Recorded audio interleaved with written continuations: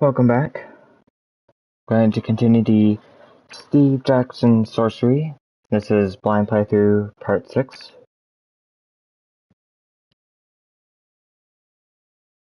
So it's been a while since I played this. So I'm going to have to relearn some of the stuff. Now I just noticed I'm 1 stamina, no gold, and no rations.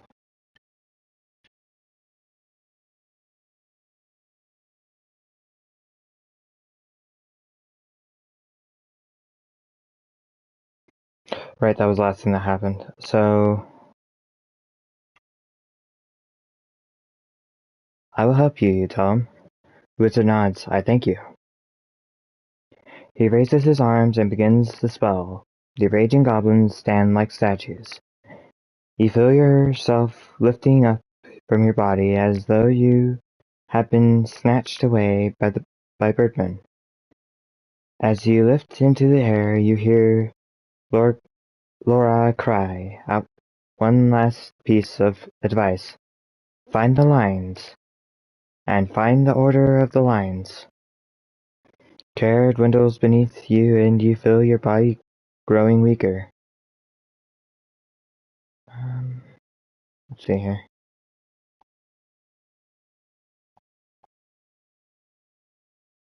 What do I do?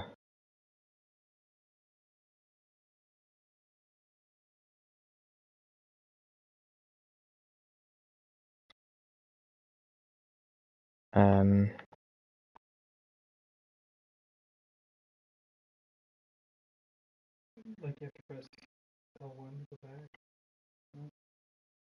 So R1. R1, X. That's the spell book.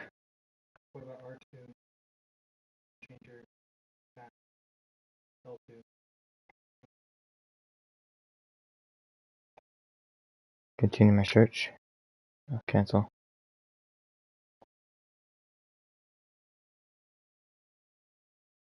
Well, that might be what I need to do. I can't seem to do anything else. Okay, let's rewind it just a little.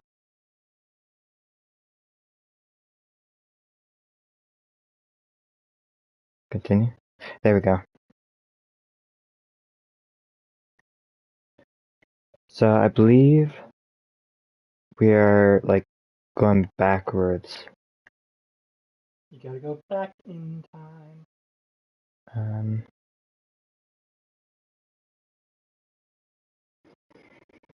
Man, it's been a while. There was some people that I killed. Maybe I should start from the beginning? Oh, items. Do I still have the gambling chips? Can I go back there? Let's see. I probably should go to the upper care and go back to the time rewind. This will take you back in time to continue your search for the spell lines from upper care. Go.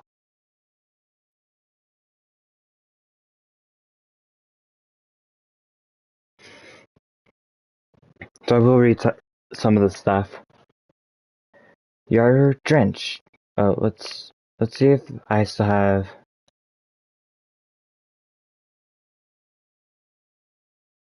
Good, I still have that. It made it seem like I wasn't doing that. Okay. I have some notes somewhere around here.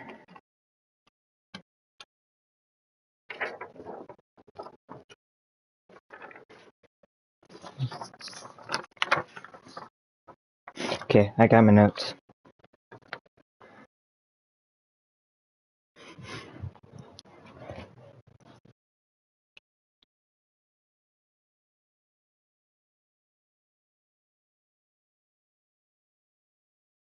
So it looks like I have the name of the lords here. All 4 of them. They're from the clues that we have in our inventory. Okay, let's read this.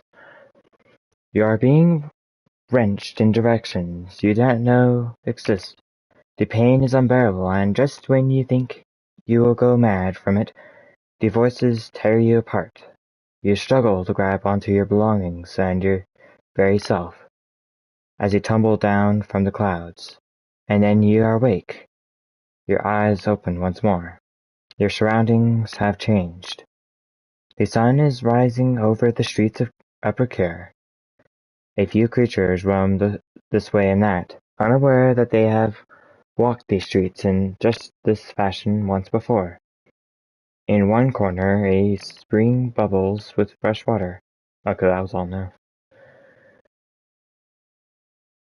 Let's see, I can drink from the fountain, look around, move on, or ask for some directions. Let's drink from the fountain. I need help.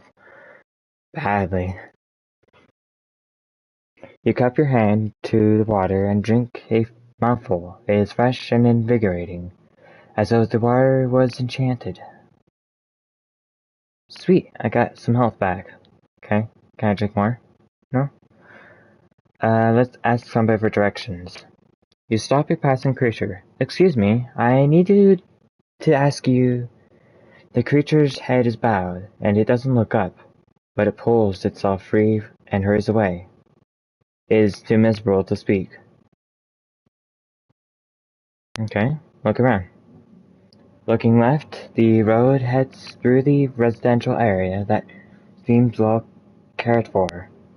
A short way off to the right is an open plaza. There is nothing for it. You will have to explore for yourself. Well, my plan is to get back around to this location. That's all I want. Turn right. You turn right, heading away from the city wall. A sign points towards Farview Square. You pass large houses that have the aspect of official places of business. One is marked with a clawed fist of a moneylender. An elven woman is just leaving. She looks quite worn out already, this early in the morning. Let's talk to her. You stop the woman with a gesture. She looks up at you in some surprise.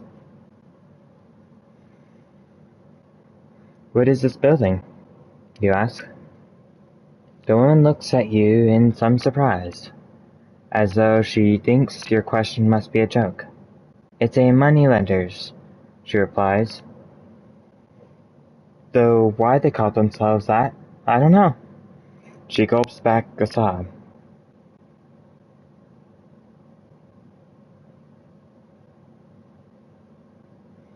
They have turned you down? She looks at you, her narrow eyes wide. Oh, stranger, she moans. You have no idea. I'll help you, you declare. She pulls a face. You? Why would you do that? I cannot pay you, as I am sure you can guess. Perhaps you can help me? You answer. I am new to Care. Is that so? She replies. Then maybe... She wipes a tear from her eye. Maybe you'll need a guide? That would be useful. She smiles. The first true smile you have seen on her face. Very good, stranger. I would be happy to help you, if I can, for a fee. Where do you want to go? So I can ask, I need to find an undead creature. I need to find a beggar in the ruins, or I'm heading to the north gate. Let's ask the second one. I need to find a beggar in the ruins, you tell her. She nods. The fallen quarter. That is very easy to find, if you can avoid the traps. She nods, clearly pleased. What? And how much do you charge? She sizes you up for a moment. 4 gold pieces. That's too much, you reply. She shrugs. Then I'll find work elsewhere. She waits your decision. You shake your head. No, I will find my own way. Very well. May you stand in the first portal trap you see. Wrapping her cloak tightly around herself, she steps to one side and hurries off down the street. You watch her go with some sympathy. You found one new clue. Okay, towards the square. The alley gets wider and passes a long building on the left which seems to be full of children. On a step a lanky man sits with his eyes firmly closed. I'll greet him. You go over to the man and greet him. He does not look up at you.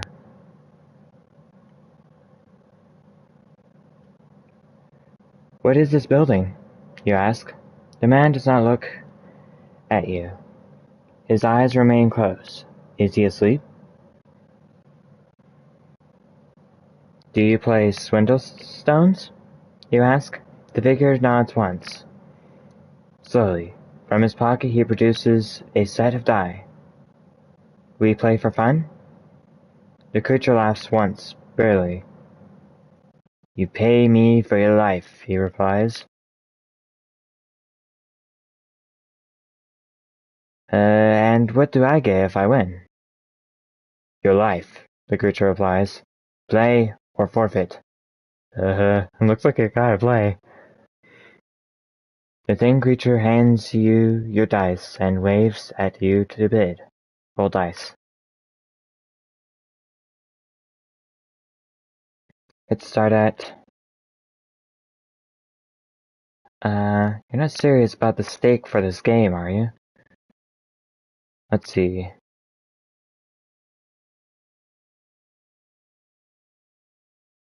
I want to say 2. What is the building behind you? It was full of children. It's probably like an orphanage. It was an orphanage for those whose parents got killed, lost, go mad, or are murdered.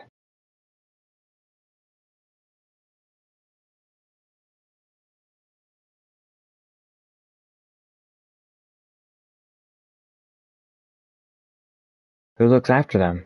Let's say 4 twos. Who pays for them? Yes. This seaport does not provide for its own. Others must take up the burden. I don't think there's 5 twos. 3 twos. The round is mine. I checked them.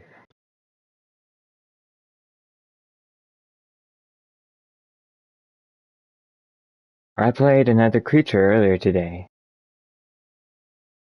Did it win? It was an elven. Elvens are not proficient at swindle stones. Why not? Indeed so.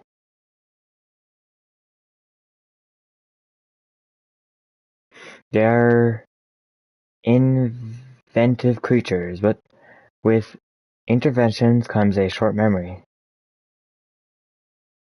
I think there's 4 fours. Aha. Call.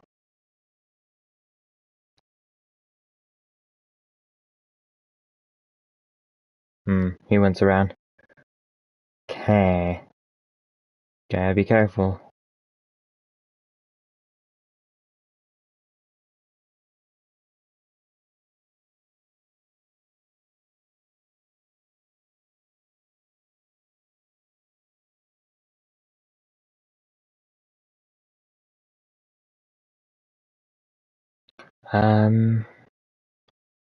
Let's say there are 2 ones.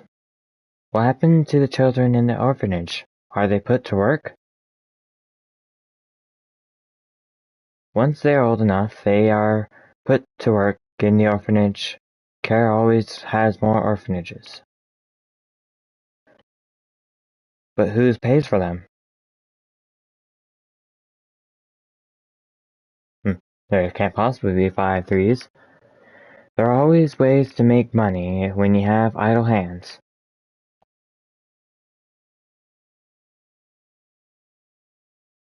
Roll dice.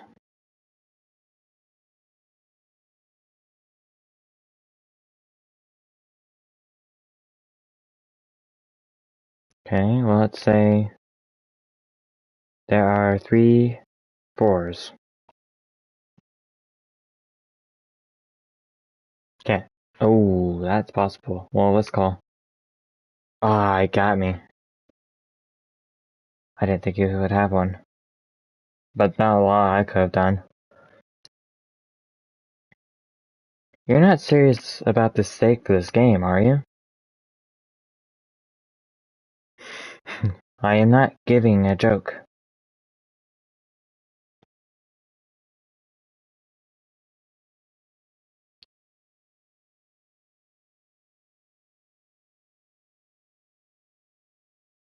But it's only a game. Yes, but it is a game that, if you lose, you will never play again. Okay, just gotta win one more time.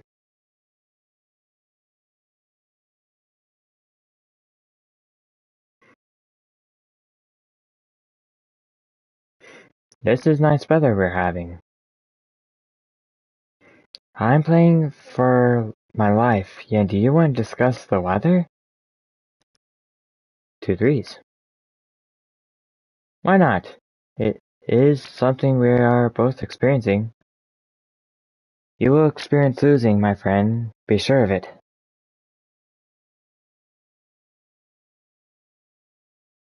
You take his last die away, winning the game. For the creature takes back its dice. A good win. He declares from his pocket he produces 3 gold pieces, and a cloth skull cap. I took these from the last creature I beat, he says. That makes them yours. Gratefully you take his gifts. Will you play again? He asks. Ooh, a skull cap is some spells.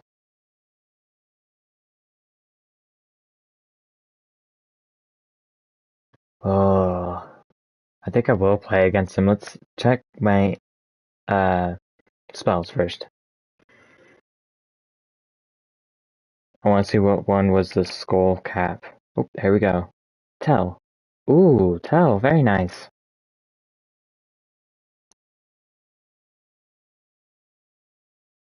For the same stake, I will. Roll dice.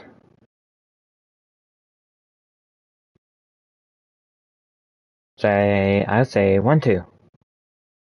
Huh. Very well. Then 2 twos. I'll say 3 twos.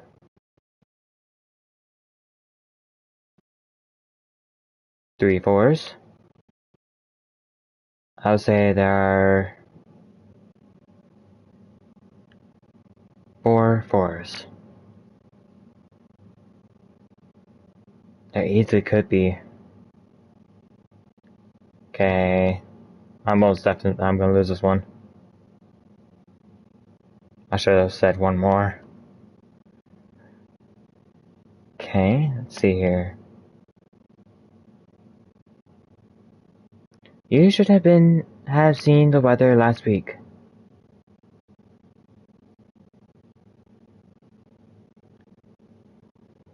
I'll say there are 2 ones. I'm serious, I don't want to talk about the weather.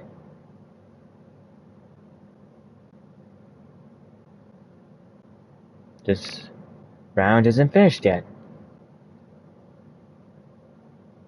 Say there are 4 twos.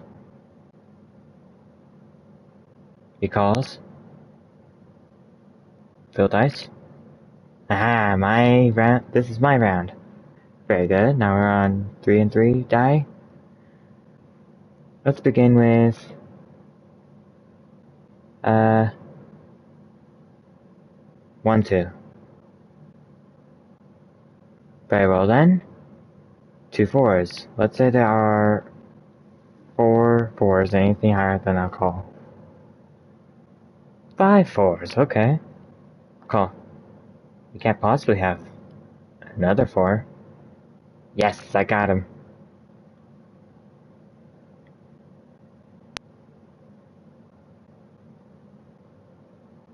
One, one. 1, 2.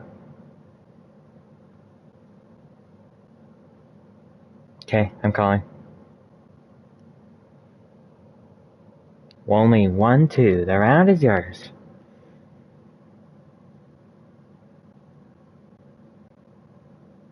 Okay. So if I lose this game, you kill me? No.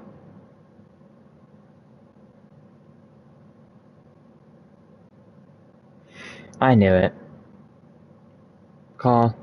Can't be more than 1. 1. The round is yours. You win the round. The creature nods again. You are formidable.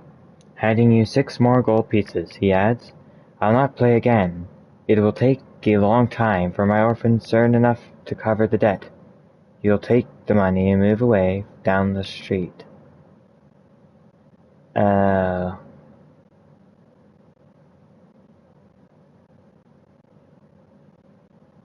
I had no idea.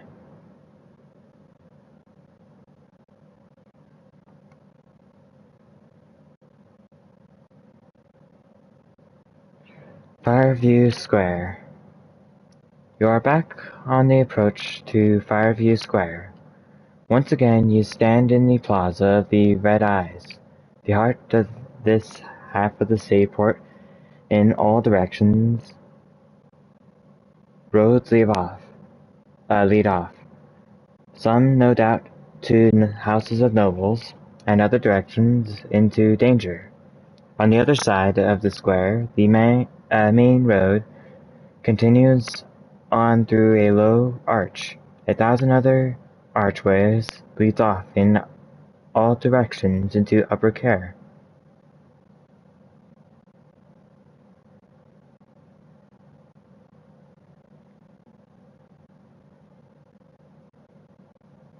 Okay. The monument looks interesting. Let's approach the monument. You approach the crowd around the monument, which is so thick it is hard to see inside. Clambering up the steps for a moment, you finally get to see inside, but the monument seems to be empty. There's just a circular rug that fills the floor space. The crowd murmurs and whispers. Let's ask somebody about it. What is this monument? You ask the creature. Can't you tell? The creature replies. Were you born yesterday? I'm a stranger here. We don't like strangers, the creature replies. The crowd are clustered around the monument as though expecting the rug inside to move. Well, let's step inside the monument. Whatever the creatures are worried about, you are not afraid. You step through the monument.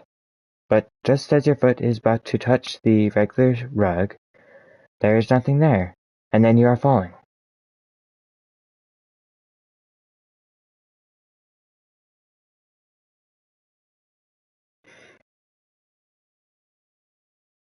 You are floating slowly down through the air, turning over and over. You are in pitch blackness. You cannot see a thing. Then a spot of light appears. It grows wider and wider until you merge to a fate that is nearly worse than death. In a sewer again.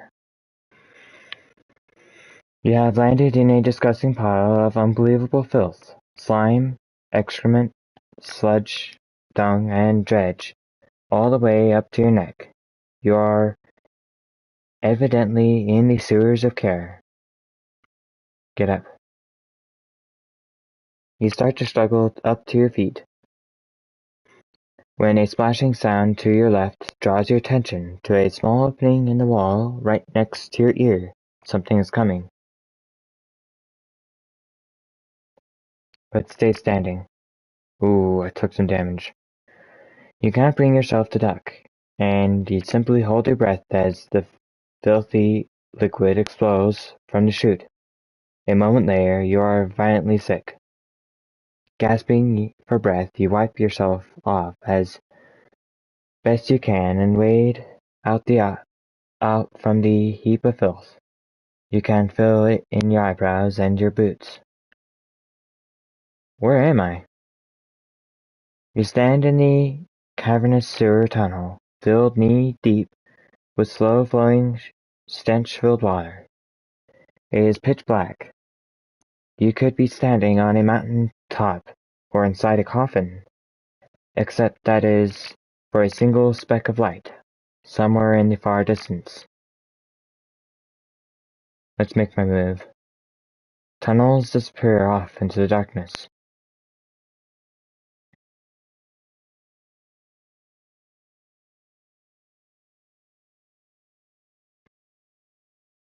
Okay, let's go toward the light. See what that is.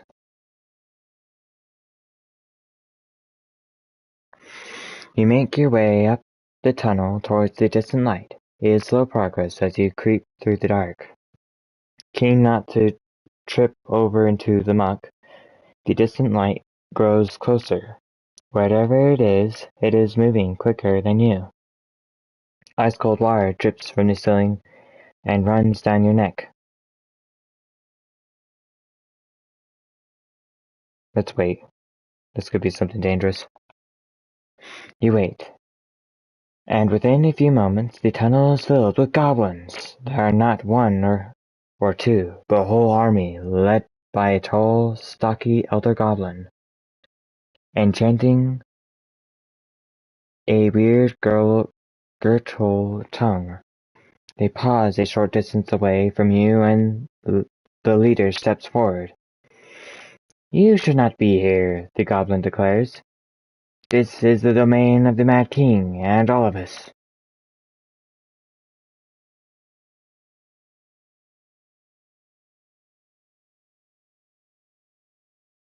Let's draw our sword. In reply, you draw your sword from its sheath. You will not be intimidated by any goblin, even one with an army at its back. The leader bares his teeth. You may die fighting if you so desire. He gestures behind him, and one of his warriors steps up, grinning and drawing a long, hooked blade. Don't really have any stamina for a spell, so let's attack. Okay, let's attack more than they can possibly do. About this much. Okay, let's do it again. Oh, right, I forgot about this one. And, oh yes, I did that. The goblin races forward through the muck. You set your stance and deliver a quick, cutting blow, aiming to catch the creature off guard. The goblin paces back, quivering with terror. I lost my place.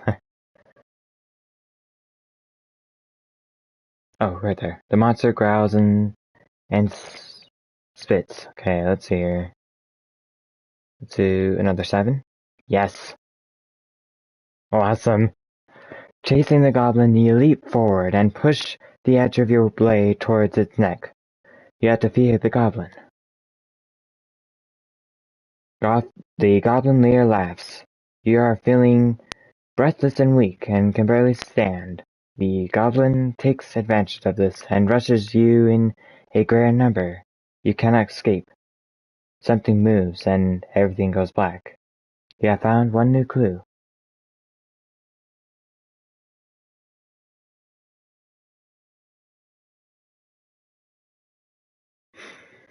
Your eyes split open. Your head is pounding. You are in a wide space, with your arms bound behind your back. Leaning over you is a weary old man with a strange metal circlet on his head. Let's look at the man. You blink and focus. The man's face is broken and cracked, but now you see it clearly. You realize he is not so old, just wild and unkempt. "Get up," he croaks. "Get to your feet, scum." Let's get up. You get groggily to your feet, and look around. You are on a raised dais in the center of a wide, cathedral-like chamber. The floor space is filled thick and crawling with goblins. They scatter and split and clash their swords. Crude ladders lead up to holes in the ceiling, and the sewer tunnels itself is like an opening throat. It is like some kind of nightmare. "Excellent," the king smiles. "Now bow to me." I'll draw my sword. You go to draw your sword. The man jumps back from you, as if stunning. He is visibly shaking. "Oh gods," he declares, "one who is immune to the power of the crown." A goblin by the side of the dais clambers up. "Not immune, oh, king," he hisses. "An imbecile. Doesn't understand. Can't obey." The goblin starts dragging by your heels away from the dais. A struggle. You struggle and kick. The man does not seem appeased. "No, this is a catastrophe," he declares. "An army of imbeciles who could be raised against me. How will Care be safe against such a danger?" "We will see it is safe," the goblin replies fiercely. "We will see the whole city is never in danger again. Just tell us how to open the gate." What is going on here? What arrangements have these two come to, and why is it breaking down now? The king is staring with a wide, red-rimmed eyes of madness. "Never," he hisses, "never."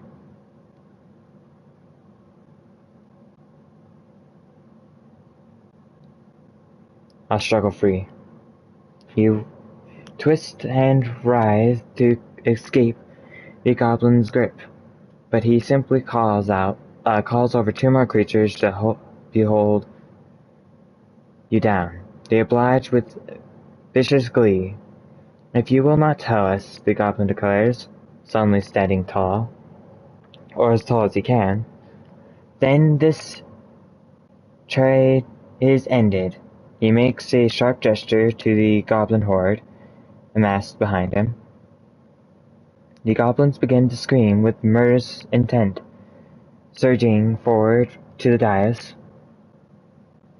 The king is paralyzed by fear, struck silent.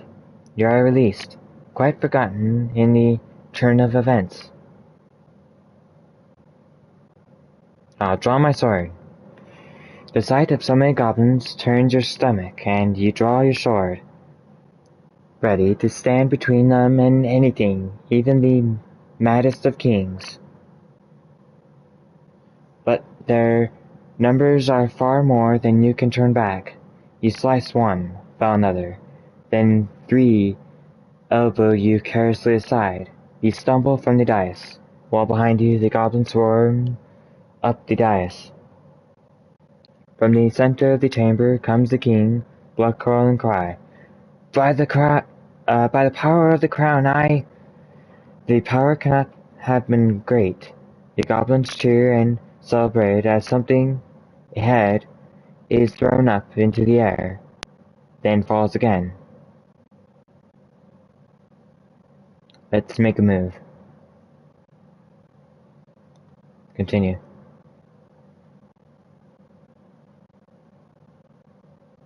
So I can go backwards to where I was going, or head for the ladder. Let's go to the ladder. The goblin leader scrambles up onto the dais, raising his bloodied hands for silence. Brethren, foul sisters and brothers, shut up! The hall settles into unruly quiet. You make your way to the base of one of the ladders. It seems sturdy enough. Time to escape this mad rat's nest. So we don't have to fight any of the goblins on the ladder. You climb the ladder into a narrow stone chimney, which climbs at angle. After a while the ladder gives out, and there's nothing but stone above you, and in the distance a circle of light. Climb. Taking your heart in your mouth, you wedge your fingers into whatever cracks in the stone you can find. Pin your feet on either side of the wall shaft, and begin to climb. Higher. The going is slow, and dizzying drop below is terrifying. You feel whatever confidence you have built up slipping away. About 2/3 the way up, you realize how much there is still to go. It is as though the walls are moving downwards, rather than you moving upwards. Let's pause to gather my strength. You wedge your feet into tiny gaps and try to pause for breath, to gather your strength and your courage. You climb. The climb cannot be too far, and once you are free of it, you will be back on solid ground. Just a little way further to go, and having climbed this far, there is no reason you should fall. Having pulled yourself together, you continue the climb. From below you hear a cruising of goblin horde. No choice but to keep going. Then suddenly your arms begin to shake violently. You foot slips. It's I think. Should be your foot slips, and you slide a few feet downwards, pushing out with your arms to try and catch yourself. You cannot hold your weight like this, and you cannot get your fingers to grip the stone. You're only moments until you fall. What's my fate? You have died from a fall. Your venture is at an end. Okay, rewind.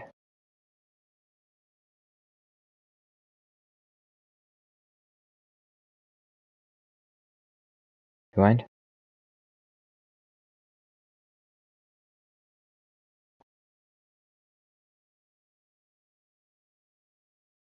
Okay, let's rewind there. Yes, rewind. Climb. Continue. Hiya. Okay, let's keep going. There is no time to pause or wait. You keep climbing despite the growing pain in your legs and the burning in the muscles of your arms. From below you hear the cruising of goblin horde. No choice but to keep going. Climb. This is the same thing. Okay, let's see.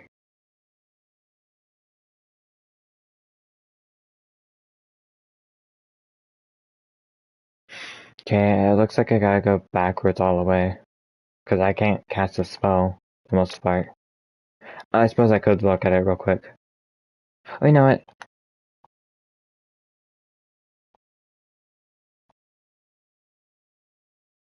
Cast a spell. I can look at it. Before I do this, my buddy told me you can... That requires... That? Oh, so you can look at your spells to see what you can cast, and see if it's gonna help you.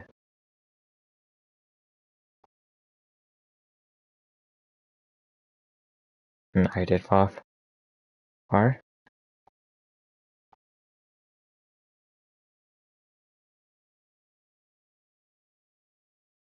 Well, I could try this. Roz. You cast the spell, spreading a little wax over your blade of your sword, and watch the mill bind and shears itself, becoming razor sharp. Sharp enough to push this into stones around you. I was thinking it would do that. Like a knife into butter. Using this as a climbing aid, you make fast, efficient progress up the stone chimney. You emerge in a grateful heap to the fresh air of the outside world. I think that's the only thing I could have done with one stamina.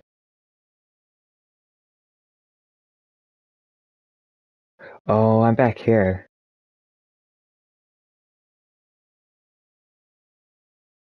You have emerged from the well house in the clearing in the shadow of the sea wall. Looking around, you realize how far you have come. On the other side of this clearing is the north gate itself. Wasting no time, you stride over to the gate.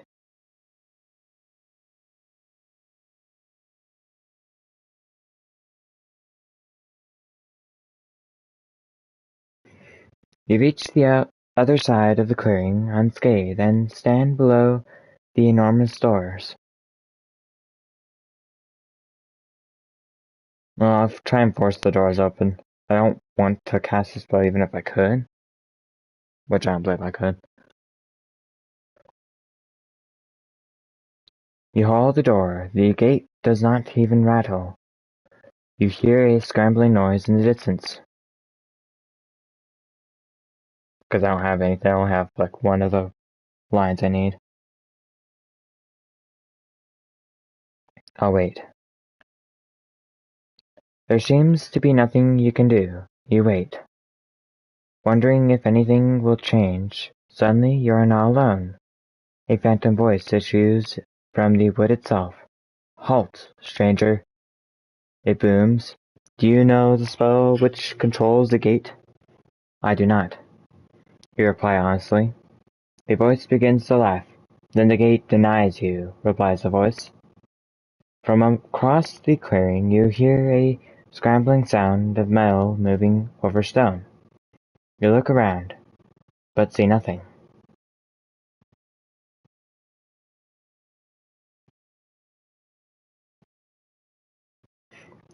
Okay, let's look at the shadow by the wall. You gaze into the shadow by the wall, expecting from the sound to see guardsmen sneaking along the dragging the points of their swords across the stone behind them. But there is nothing there. Then you hear a cry, and you whip around to see a face emerge from the well shaft in the corner of the clearing. It bears the leering hook-toothed smile of a goblin. It seems they have followed you up the well. I'll attack.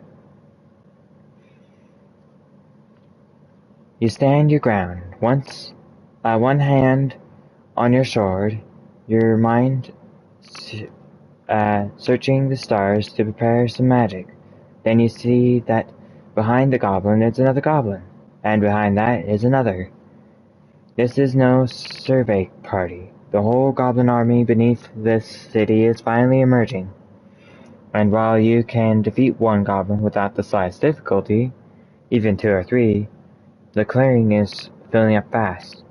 There are more goblins than you can count, and they are all running toward you. Stand my ground. Okay, let's do a heavy attack. The goblin races forward across the plain. You steady your footing and deliver a quick cutting blow, aiming to catch the creature off guard. It ducks to one side, aiming to nick you in the ribs with its short sword. The goblin growls and spits. I'll hit him again with a big attack. Yes, I got him! Chasing the goblin, you leap forward and push the edge of your blade towards its neck. You have defeated the goblin. Flawless fighting.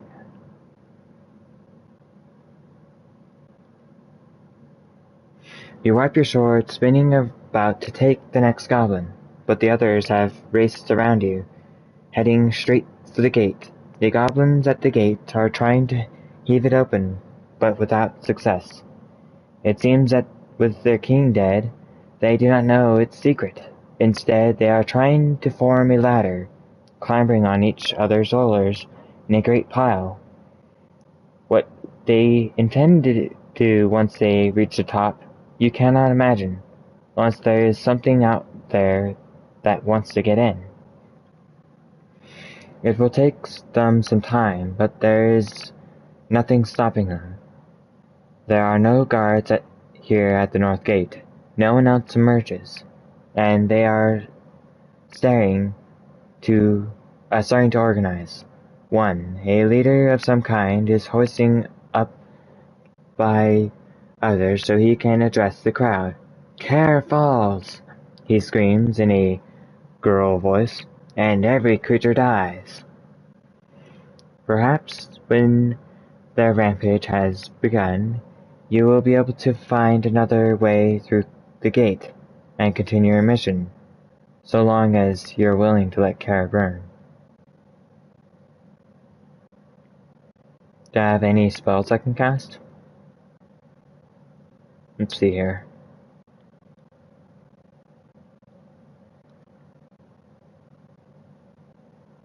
I can cast Jig. I think that's what I'll do. You cast the spell and begin to play the pipe. Nearby goblins are arrested by the sound and against their will. They are beginning to dance around each other, waving their arms and swords in the air. Unfortunately, the spell does not capture the whole army. The other goblins turned to look at their jigging foes and see you. There's no time for more magic. Draw my sword. Okay, let's do this again. 6 attack. The goblin races across the plain. You steady your footing and deliver a quick cutting blow, aiming to catch the creature off guard. It snarls and aims for your neck. With its stubby sword, you score a deep injury. Okay, let's do that again. It seems like it will work great. Yes! Chasing the goblin, you jump forward and push the edge of your blade toward its side. You have defeated the goblin. Flawless fighting. The other goblin is charging forward, eager for your blood. I'll slay them all.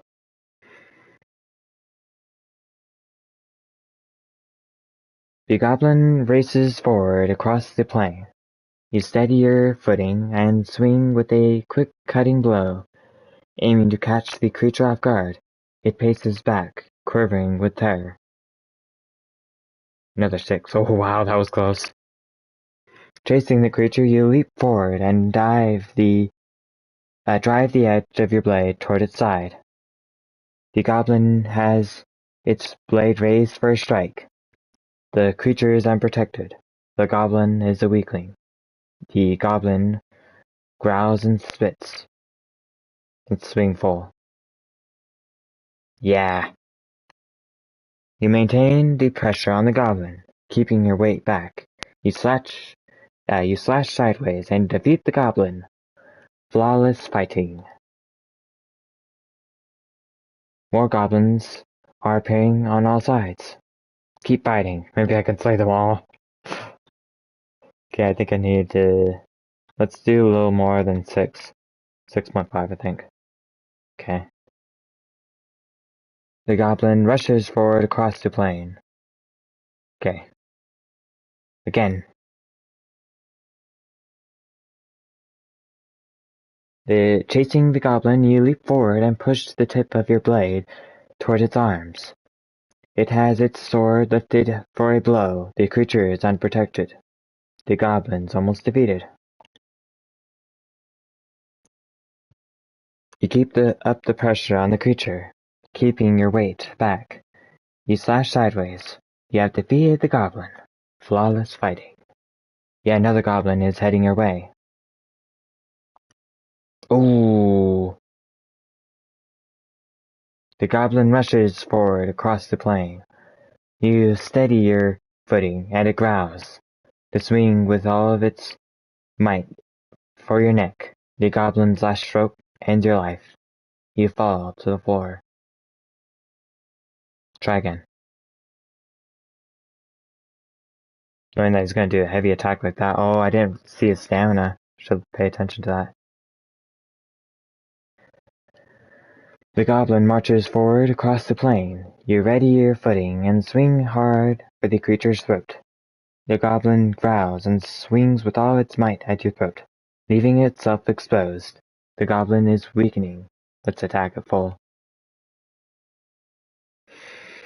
Chasing the goblin, you bring your sword up and slash for its head. You have defeated the goblin. Flawless fighting. You pause for breath, but there are more goblins coming. Then a voice rings out. Stop. There's a better way. Once again, Lorag's ghost approaches you from the smoke of battle. Approach the figure. It seems you are not successful, the wizard remarks. Will you try again? Are you willing to give up the search now? Okay, let's continue the search. I'll try again, you tell him. This time, the wizard advises, choose your path with care. Ready yourself. Once again, the wizard begins the spell and you feel yourself draw into the air.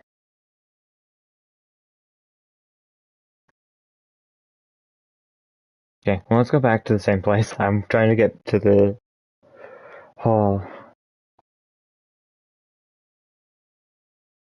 Okay.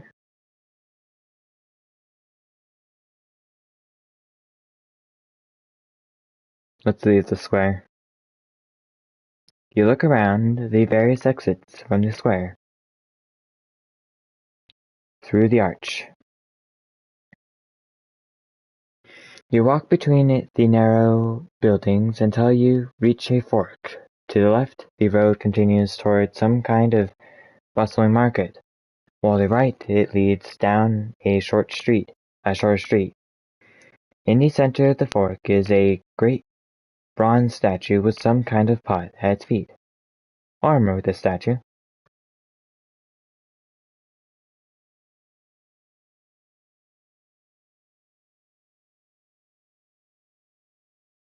Okay, let's make my move.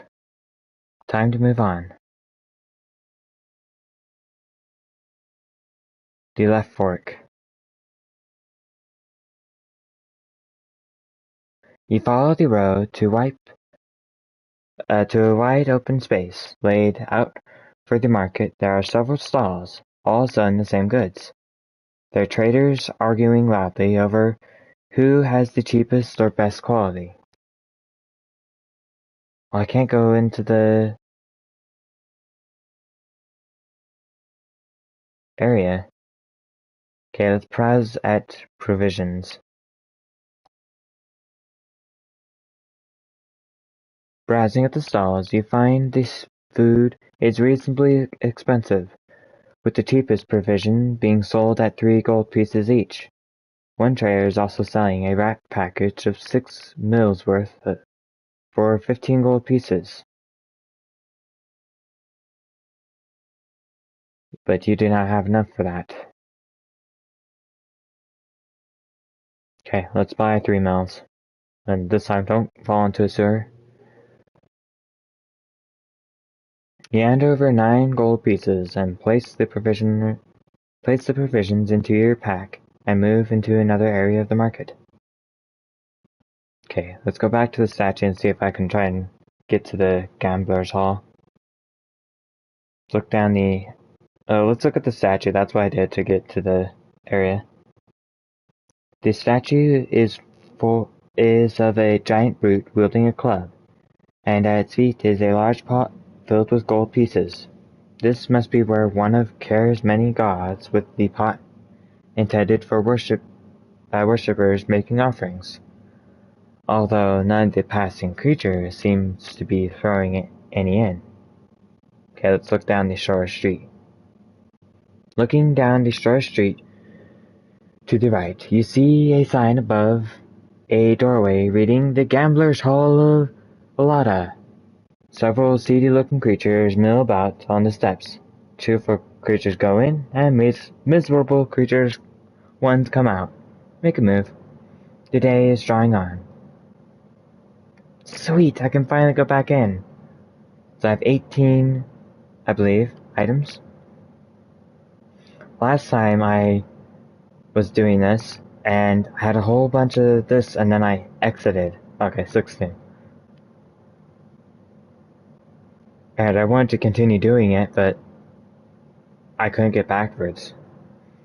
You enter the shade of a long hall filled with bodies and smoke, but strangely silent. No one is speaking. The only noise is the constant rattling of dice, which rolls around raftered ceiling like thunder. Only the occasional cheer and curses break the mood. By the door is a booth, and the gambling tables are out in the main hall. A great cheer goes up from one of the tables. Okay. The gambling tables. A troll, almost same size as the bronze statue of size, bars the path with an arm. No gold, he says, chips only.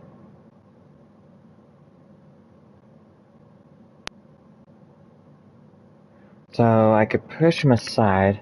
He might get upset with that. I'll just push him aside. I have the chips already. You shove the troll. Nothing happens. You expect him to give, but he doesn't. He doesn't even react.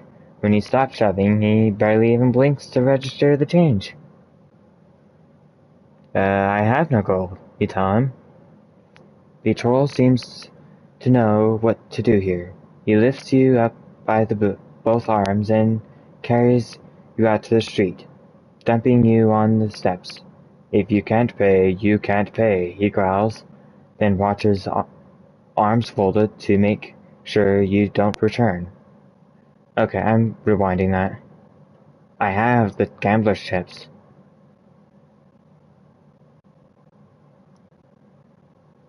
The man who cheered a moment before curses loudly and stomps out of the hall. Okay, the booth.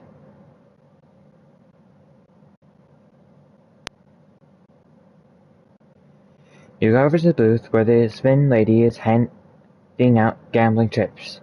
She smiles at you. "Welcome, sir," she croons in a voice which sounds like a crocodile pretending to be a songbird. "How much can I get you?"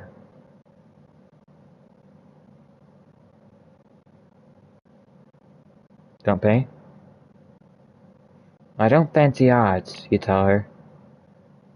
She shrugs. "Neither do I." You head for the door. Okay, come on. There's gotta be a way around it.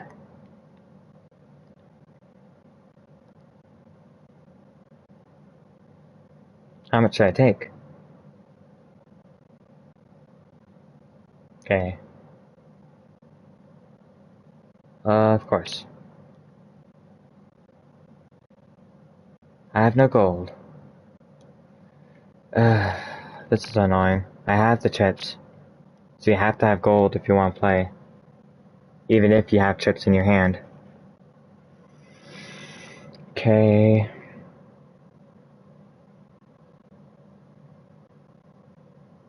I have no gold, you tell her. She looks up at the troll and waves a finger. "Bony, we've got a live one here," she remarks. The troll seems to know what to do here. He lifts you up by both arms and carries you out into the street, dumping onto the steps. Okay, return to the statue. Can I go back there, at least? You head up the road towards the giant statue once more. You still have plenty of ground to cover.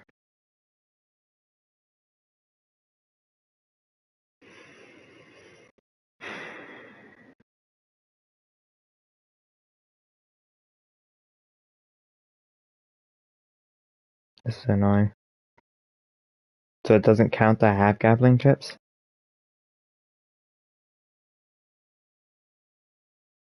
Okay, to the statue. You go over to the statue and look into the pot. It seems to contain almost 20 gold pieces. Okay, I'll take the gold. You reach down and scoop the money from the pot into your pouch. Easy enough. But then a creaking noise makes you freeze. Look up. Looking up, you see the statue's right arm sweeping down towards you. Leap left. You leap left, straight into the path of the club, which sends you flying backwards. Picking yourself up quickly, you see the bronze giant has leapt from its pedestal and is advancing towards you. Hey, I've almost got the money I have worth in... Well, actually, I have more than the money I have worth in gambling chips. Okay, I draw my sword. You draw your sword to engage the statue. You rush forward, swinging the beautiful sword brought from the blacksmith's. Its keen blade cleaves right through the metal leg of the statue, releasing a billowing cloud of hot gas. The statue staggers from side to side, turning on the spot. Then finally keels over into the dirt of the road. You sheathe your sword and count your gold. 18 pieces. You still have plenty of ground to cover. Okay, let's go back. Now I have money. I wonder if they're gonna ask, like, how'd you get the money? You return to the halls of Lada. They are just as you left them. It is like no one has moved. By the door is a booth, and the gambling tables are out in the main hall. I wonder if anyone's gonna question that I just took the gold from the pot. I really want to get at least the 16 gold I put in, or should get, the booth. You go over to the booth again. The spin lady smiles. How much can I get you? Give her my gold. You hand over all the money. The spin lady counts it out, slowly and meticulously, as though she was not very good at counting.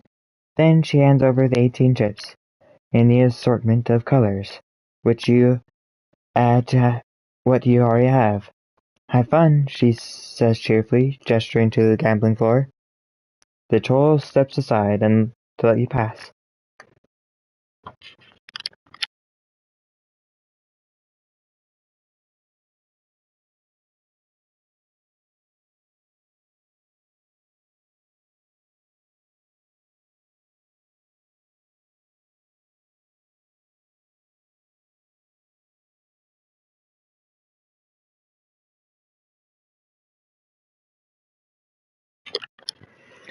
Okay, to the gambling floor.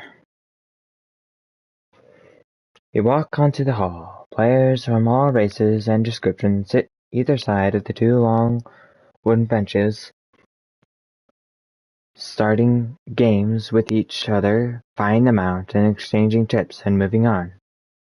It is like a kind of stately dance, played with a great dedication and almost entirely in silence. An old man, a grizzled sailor, and a bristly innkeeper are waiting to play. You notice the old man has only one arm. Okay, I can't remember the tables. Let's look at the tables. Let's see, the tables are arranged in different sections by the sizes of the bet, the number of dice to be played. Sad-looking creatures move down from high-stakes tables to lower ones.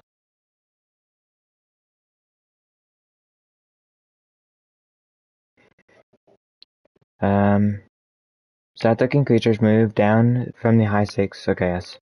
Brassy and bold creatures move up. At the 2-chip table are Old Man and Sailor. At the table with the 10-chip bet, the innkeeper is waiting to play. The Old Man and the Sailor have just finished the game. The Old Man must have won, because he stands, cracks his knuckles, and moves to the 5 table. The Sailor shifts down the table with the 5-chip wager. Okay. At one end, games are being played for stakes as low as 2 gold pieces. At the other end, players are betting 20 on each game. Most tables also offer longer games, with 4 or 5 dice each, alongside short games, 2 or 3 dice games each. But not all tables have players ready to play. You look across the table. Places at the 5 gold piece tables are occupied by the Sailor and the Old Man. At the 10-chip table, the innkeeper is ready. Let's go to the 10-chip. The innkeeper hands you your dice and waves at you to bid. Roll dice.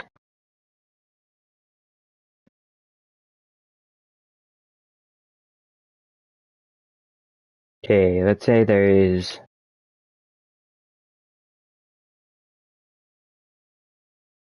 2 twos. So you run it in here in care? Used to. My brother runs it now. By the gate.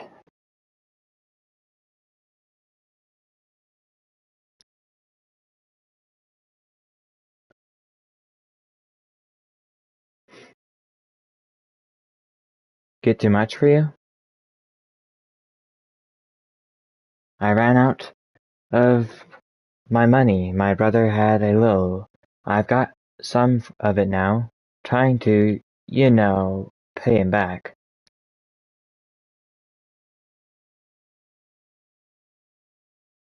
Okay, 3 fours. There's way more than 3. There's 4. Nope, 5. There are 5 fours. Because he thought I had a whole bunch of 2s in my hand. I tricked him. Roll dice again.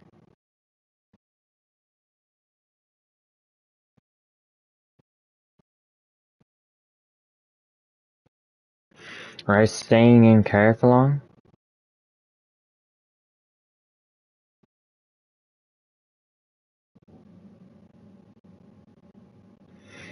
Not a day longer than I have to. You will be leaving by the north gate into the Blocklands? My plans are my own. 4 fours. The round is mine.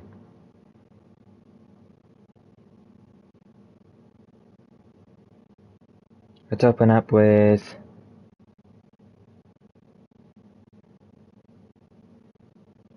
I would have thought running an inn was a good business here. Well, it is mostly. Mostly?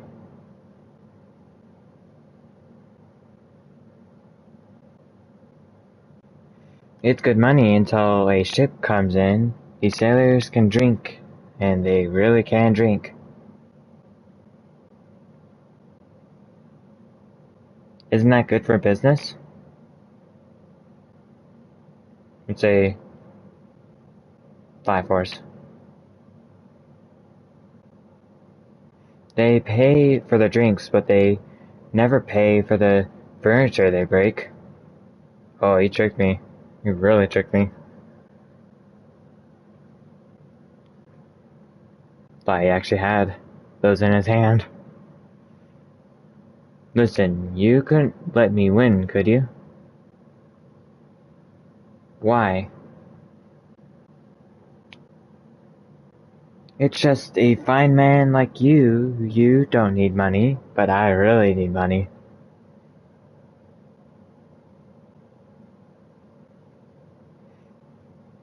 You don't want to know what I'm capable of doing for gold. I got debts, you see. Cair's not a good city for debts. Roll dice again. I have won that round. Let's start with... I'm traveling into the Parklands.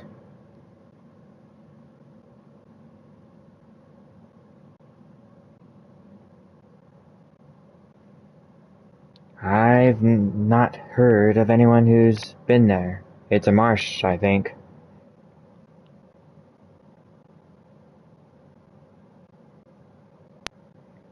I heard some strange things about him. People say that time does not flow normal way out there, but I couldn't tell you what that means. It is superstition and rumor. Roll dice again.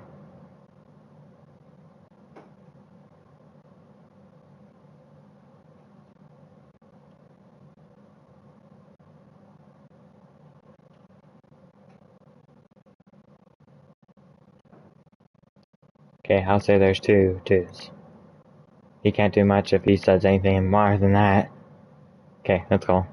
I wonder if he even had a two.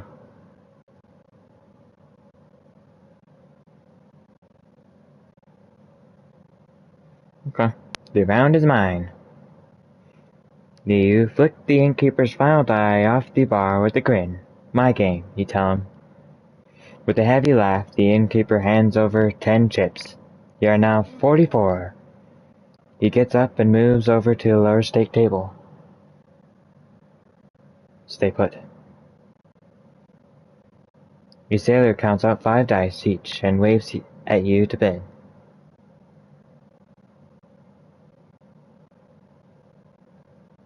Let's see. I'm looking for the nobles of the city.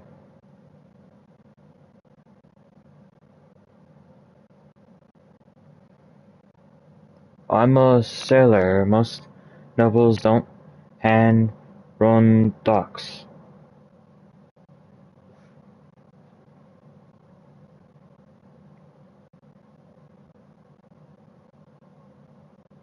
So you haven't heard anything? I think this is similar to what I said last time. Oops.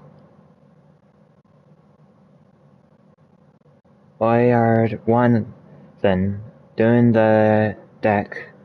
Some side as a nobles has on the riv front. He wins the round. I think I chose the wrong one.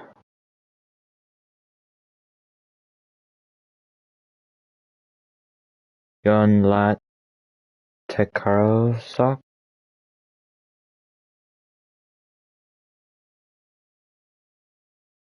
Okay. Let's say there's 3 ones. I don't even have any ones. Nothing was a one run. I can't understand you at all. Only 2 ones.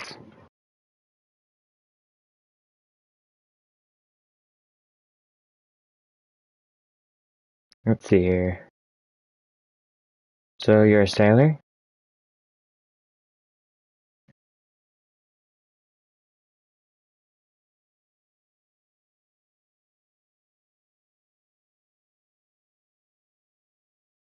Let's see. 5 fours. So you can have 4 and then I have 1. So 6 fours?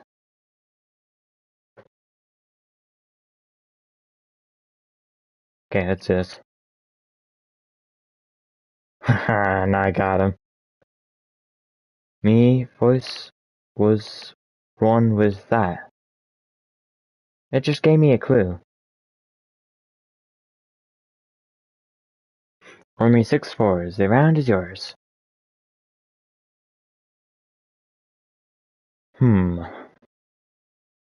How's about...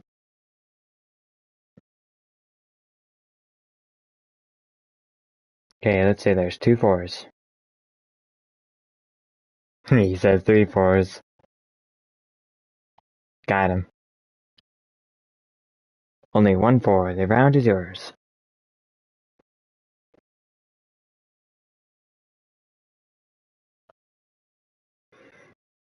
Okay, let's say 2 1s. How, do you often come here?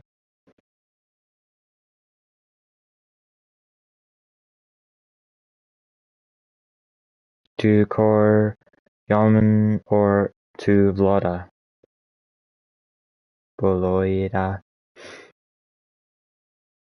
Okay. 3 3s. To the city port. Ah, got him. Borges, Mokets, the Solois outsold. Lemma is core. We sold in o time? Why, you must like it here then. Only 2 3s. The round is yours.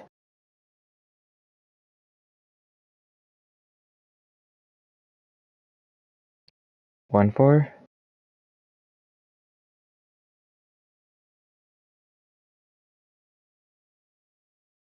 Well, I could say 4 3s, and he can't do anything about it. Unless he has a 3, I suppose. You're even about to say? Maybe?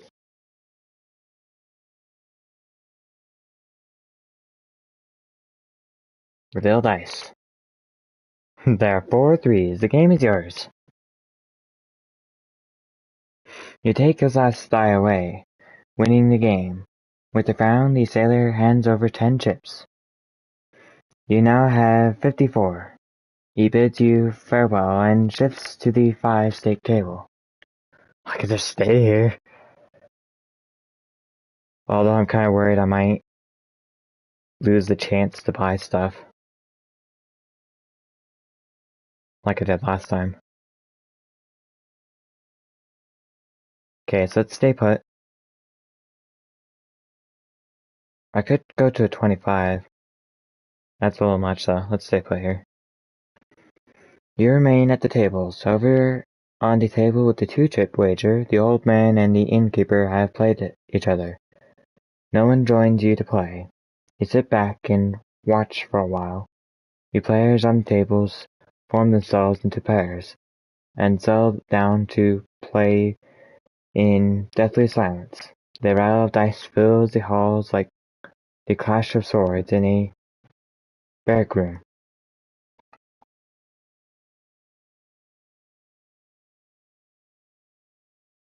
Nearby on the cheap tables, the old man and the innkeeper have just finished their game. The old man must have won, because he stands and moves to the table with the 5-chip stake. The Swin lady leaves the booth at the front of the hall and makes a circuit of the rooms, offering refreshments at the cost of 4 gambling chips. The sailor buys himself a snack. Okay, let's heal up, buy something to eat.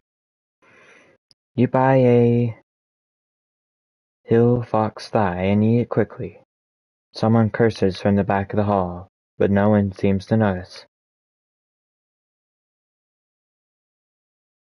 Okay, let's look at the tables. You look across the table at the lowest stake table is the innkeeper. The 5 gold piece table are taken by the old man and the sailor. The old man and the sailor finish a close game.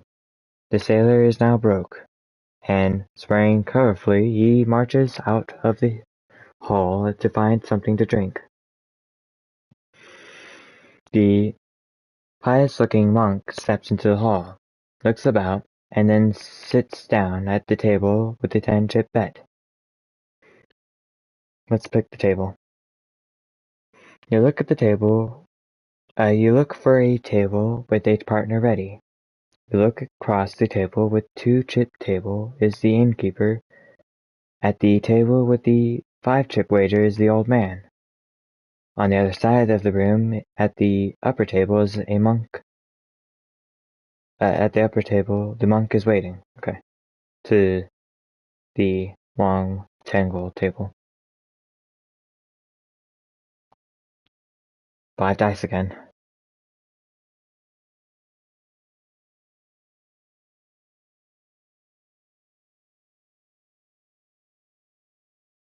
I'm leaving care for the Backlands tonight, if I can.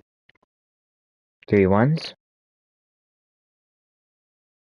There are few that travel the Backlands, very few who return to speak of it.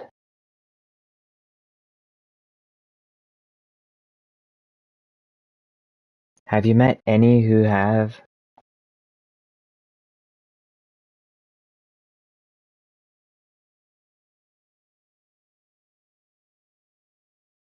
I have, a trio of black elves. There is an encampment of them, out in the wastes. What sort of creature are they? They are lost souls now. Care has not treated them kindly. Ah, the monk wins.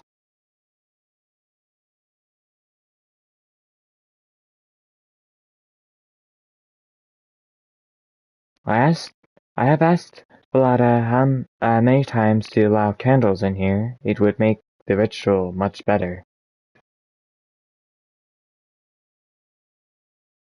He said no?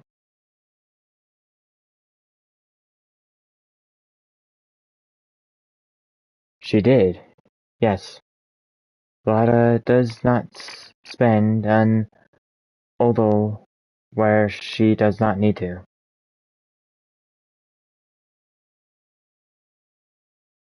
Okay, let's say there's 5 fours. Okay, let's call and see. They rolled 5, so many 4s again. They rolled 4 4s. Again, I didn't think they would do the same thing.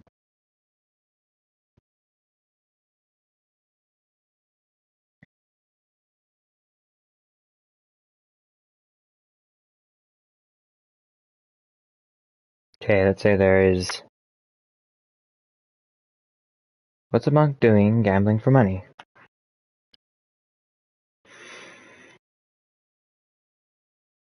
I'm a monk of Effie, goddess of chance. This is one of her most devout rituals.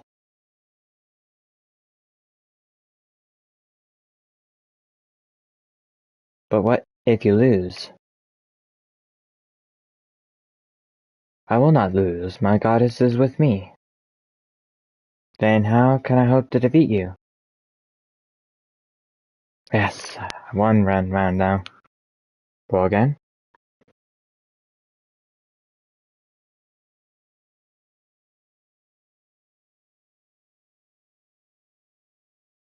Let's raise him 4 ones.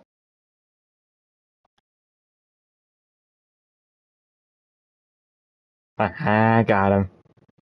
Call.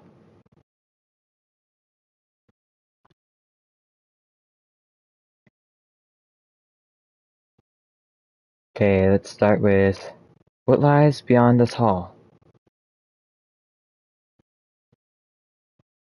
You are almost out of the city port. There is a market and a great necropolis of care.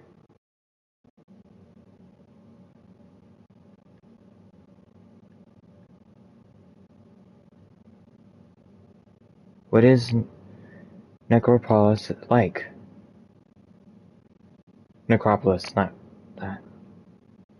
The necropolis is alive with the dead. It is a dangerous place, more deadly than any other city. I'm not scared of ghosts. 3 fours. The round is yours.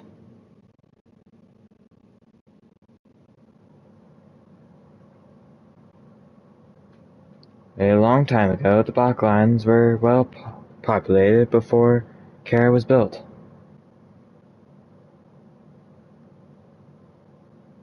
Let's say there's 3 threes. The people moved into the city. When the city port was founded, they dammed the river. It flooded out over the blocklands, creating the marshes. The water has never fully fallen back. I was hoping it had a 3. Roll dice.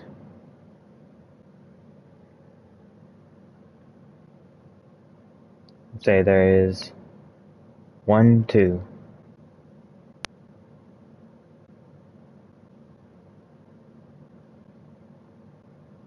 Yeah, the staff only has 1, 3, so 2 1s. Okay, let's call. Ah, he one's around. Man, this has been so close.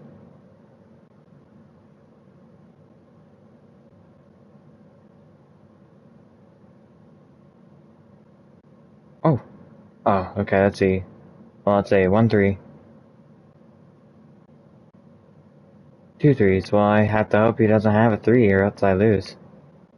He got a 3. There's no way around that.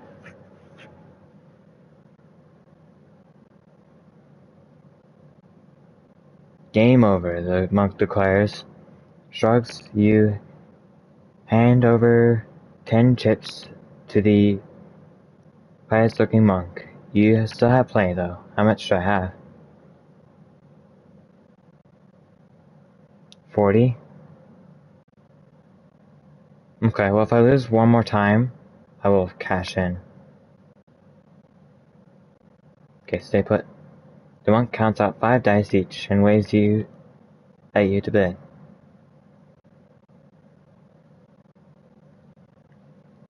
Let's say there is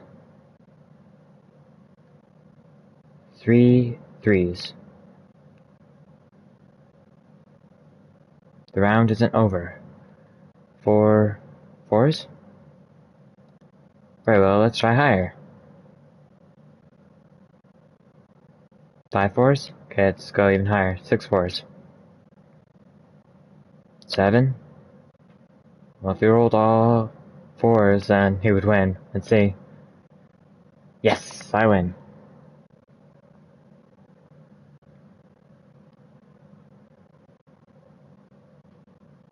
The people of Baklands worship a strange ancient god.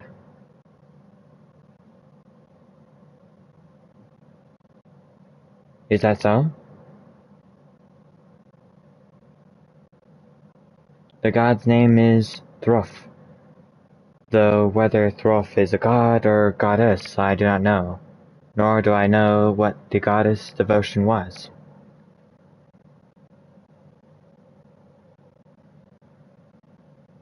Does the god still exist?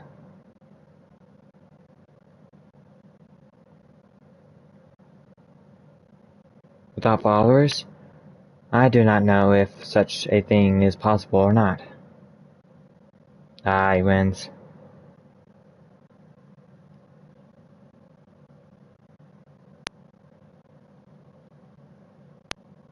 Let's try 2 threes. He raises at 2 fours.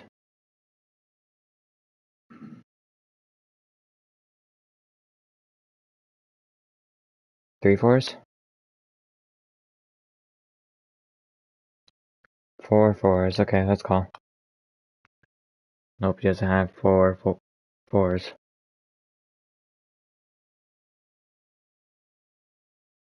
Yes.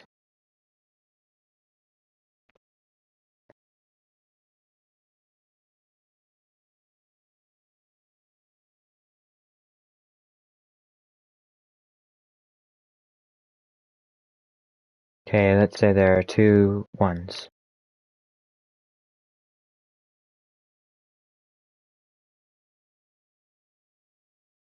3 ones.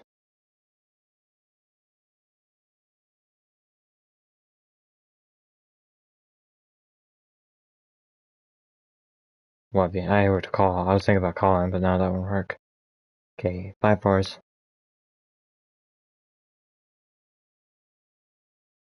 Did he trick me? Yeah, it took me. I shut down only 4.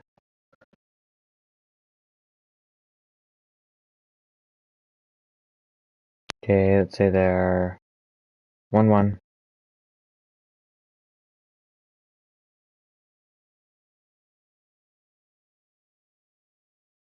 Okay, 3 twos. He calls. Does he not have a 2? I don't like how it freezes for a second. Makes you wonder if they're just changing up the die the last second.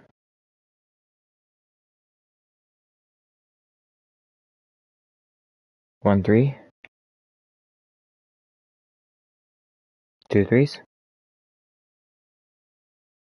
2 fours. Okay, let's call.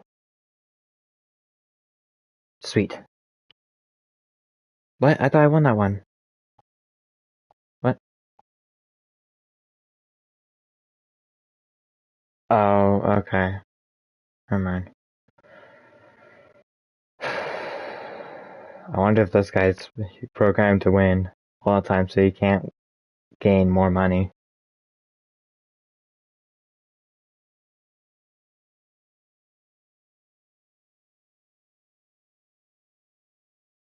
Okay, let's say there's 1, 2.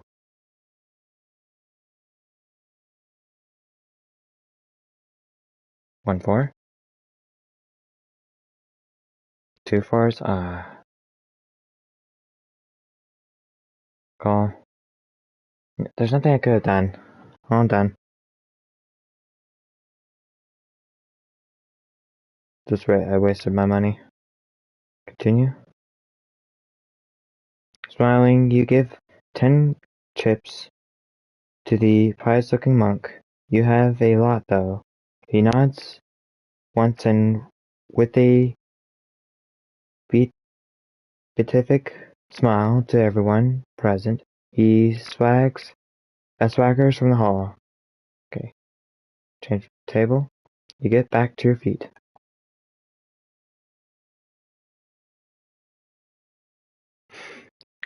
Okay, let's buy something to eat. You buy a glass of mead.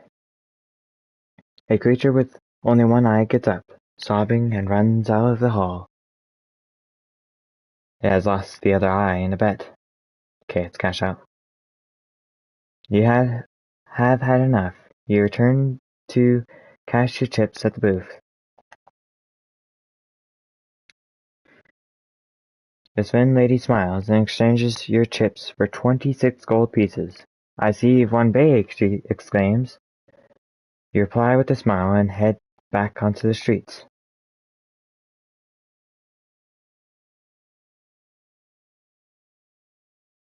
You head up the road towards the giant statue once more. The statue lies face down in the street. A few locals are now sitting on the back of the statue, eating their lunch. Make a move. You have plenty of ground to cover. Let's go to the market and spend up this money. You return to the market. Oh, I can't go to the others location, okay. Browse magical items.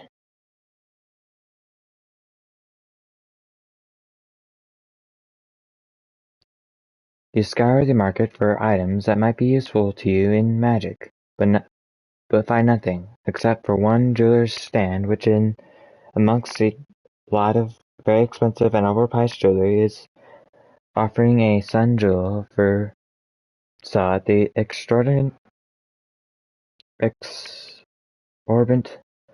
prices of 15 gold pieces.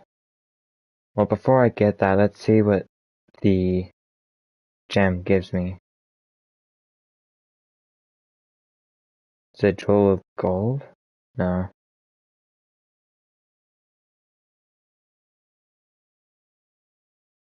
I think it's a sun jewel.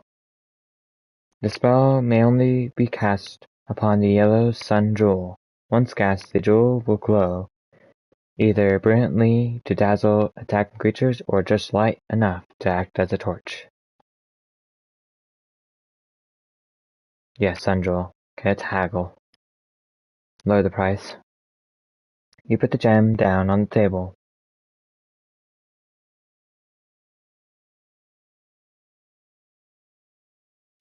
So I could say nice piece, but fake. But fake. Well, I think it's gonna be real. Although that would suck if it was a fake. In lower carat, this costs 10. Or I'll give you 10. I should've just bought it. Lower carat for 10. I'll say I'll give you 10. You say, the jeweler looks at you like something that just crawled out of the sewers. Sorta, yeah. This price is 15, he says. If you can't afford it, then you aren't the right customer. A nice piece, but a fake, you remark breezily. The jeweler laughs softly. It most certainly is not a fake, he replies, but you cannot see that. Then I do not think you are a correct buyer for this exquisite piece. You take one last look at this sun jewel, sigh, and leave it, walking back into the market. I fell to haggle, and I fell to buy it too. Browse at useful gear.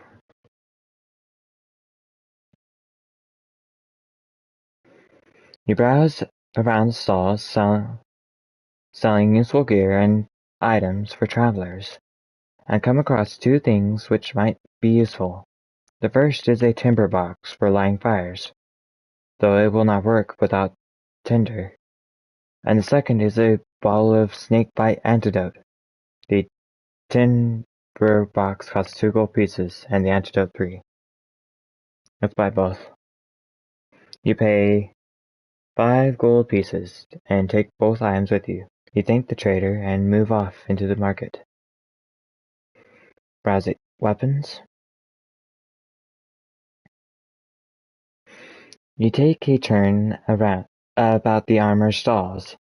Mostly what's on sale is poor quality or weaker than the blade you already carry. But something catches your eye, a fine bow with quiver of silver-tipped arrows. Okay, let's see. Inventory. I have a bow, but I don't believe I have the arrows for it.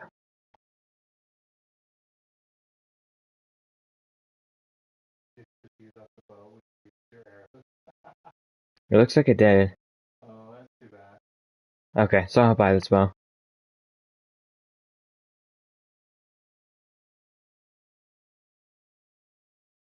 Do not want to sell the legendary sword? Okay, test the bow. You lift the bow and test the string. It seems firm and responsive, although you have little use for ranged weapons. This one seems hardly enough. The quiver is interesting. It contains 10 arrows, but each tip has a tip made of not of steel, but pure silver. The armor nods at you significantly as you discover this. For you know what? Yeah, we know what it's for. How much? You ask the figure. The trader is referring to the undead, who can only be harmed with silver. 6 gold pieces. Buy the bow. I'll take the bow, you tell the armor. He makes a great fuss of packaging it up, but eventually hands over the bow and quiver. You pay him 6 gold pieces. Okay, move through the market. You turn down the trader. No, I didn't. And move on through the market. I do have the bow, right? You better. I mean, I just paid Give him. the money. Yeah, bow and silver arrows. So yeah, I got rid of the bow, I guess. Maybe it broke.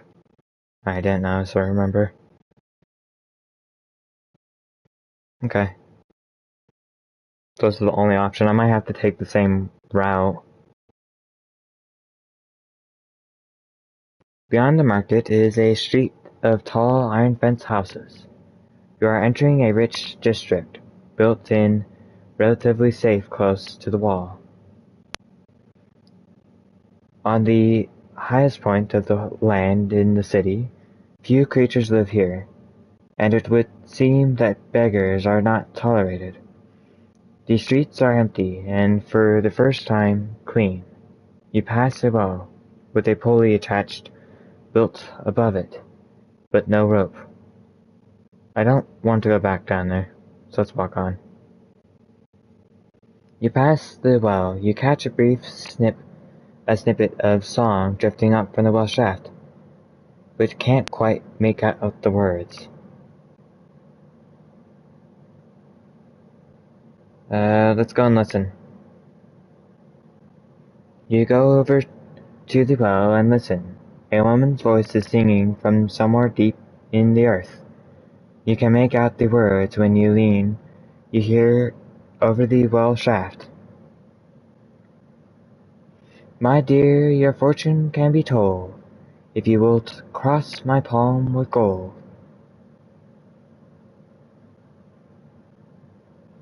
So I could toss a gold piece and maybe waste a gold? Keep listening, or ignore. I'm gonna do this. It seems like it's maybe legit? Maybe? You flick a gold coin into the well and wait for several seconds before you hear a plop as it hits the water. The well is clearly very deep. The voice sings out again. Throw down one more coin for me. 2 wishes will I grant for thee. Okay, let's cast a spell. Now I feel like this is a waste. Dud? Illusion of treasure? I could cast that. Let's see. Protect from magic? No. Mud? Crush sand.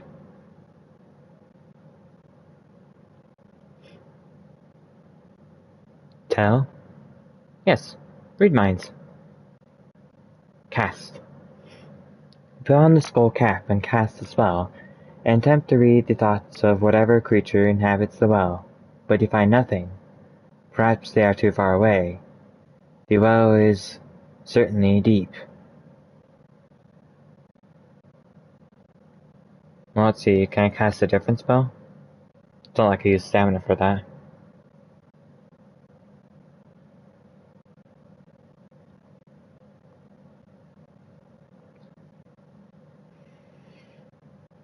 Yeah, let's cast this one. You cast a spell, and a calm voice enters your mind to tell you that there is no danger here at all. Nothing threatened lives in the vicinity. Let's drop one more coin. If they don't give me what I want, I shall leave. You throw another gold piece down the well. The voice returns. Thank you for tossing down your wealth.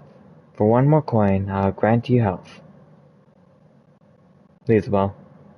You wait a short while, but nothing magical occurs. Disappointed, you walk away from the well. So that seems like just a trick. Dang, you might have been able to get healed all the way. Maybe. Or he could have cost you another gold. Okay. Outside the necropolis? Necropolis, yes.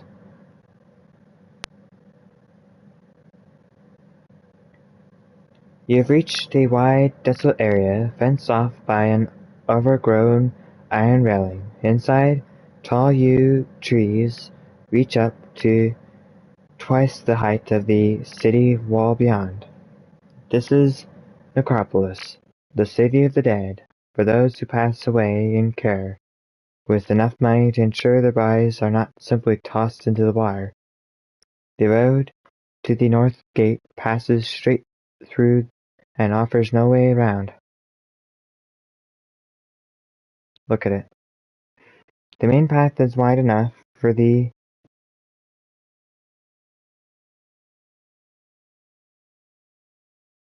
for the processions and carts, but leading off it are several smaller paths. The wind between the trees and headstones to all the different suburbs of the graveyard. There are plenty of places for things to hide here. Enter the necropolis. Now I believe there is a lord here, and I walked past him even. After the hubbub of upper care, the necropolis has a silence which is almost deafening. Look around. Either side, listing gravestones crawl with small creatures. No flowers grow here. It is like the bodies give off poison as they rot.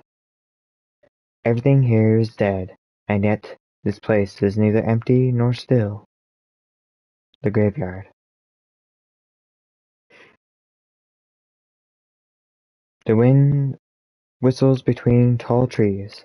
The sun is setting behind the wall. Look around the gravestones. You step nervously off the path, and walk between the nearest tombs. Some are ancient, headstones tilted to crazy angles, and some of them fallen face down, as though the citizens of the graveyard have been drinking since they died. Others are fresh, neatly carved, and clean off all moss and weeds.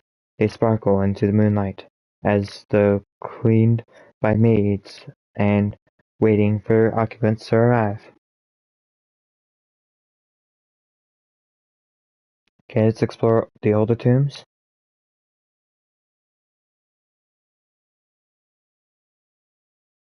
You leave the path for the oldest area of the grave. In the corner nearest the city wall, most of the stones here are now mere rubble. A few statues lie face down in the mud. A tree has split through a carved stone coffin. Find the oldest grave. You soon find what looks to be the oldest tomb. It is a small mausoleum with a low roof supported by ornately carved pillars. An inscription reads, "Here lies Zorag, founder of care." You feel the hairs on the back of your neck rise. Here's the grave of the man whose ghost you met at the gate. Look at the mausoleum. Your tomb is a simple stone cabinet, carved with the likeness of a man. From centuries of rain and wind you can make out nothing of it but a long grizzly beard. Below the inscription is a long tablet, but it is half-weathered and covered in moss. Let's clear the inscription.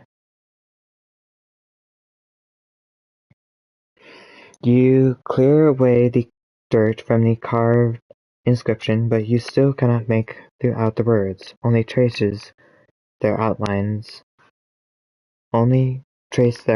with your finger. The eyes of the carved statue appear to be watching you.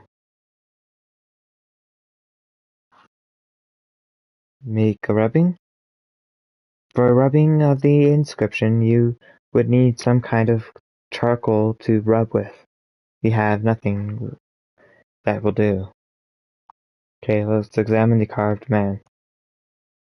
You look closer at the carved man, but notice nothing more. It is just an engraving of an old man in a serene death pose. If this really is the grave of the founder of care, the chances are he did not die quite so peacefully. Leave the tomb. You head away from the tomb. Okay, let's explore the newer tombs.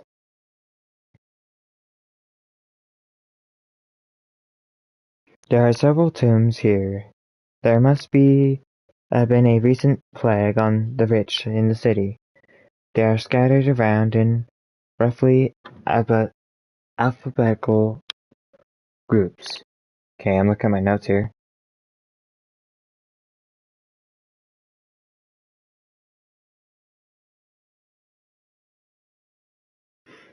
So Shinva is dead in mausoleum in necropolis, so I can find Shinva. Lord Shinva. You look from one headstone to another. A few catch your eye, though you cannot immediately say why. Shinva's mausoleum. You approach Shinva's mausoleum. Carved above the door is "Here rests Lord Shinva, fifth noble of care." Your heart hammers. Is this the undead noble you were warned you would need to find? Your clues have been updated. Shinva's mausoleum. The door to Shinva's mausoleum seems to be unlocked, and is cracked ajar, as though someone regular came and went. Just in front of it is a ring of little mushrooms, growing up against the front steps of the mausoleum. I can cast a spell? Well, let's see what I can cast. Let's see here. Let's start with S. Oh, sus. What's that? Yikes, I'm really taking a lot of damage here. Good eat. You cast the spell. Your mind is filled with a clear sense of danger. Rising from the circle of mushrooms in front of you, presumably they are poisonous, but you would surely not have been tempted to eat them anyway. So isn't the spell being overly cautious? Before you can decide. The magic fades. Okay, let's look at the ring. You crouch down to look at the mushroom. They look highly poisonous, not least because you cannot see a single insect crawling around or under any of them. Unusually, the ring itself is also perfectly circular in shape. In its center, something silver glints, a stake pushed into the soft soil.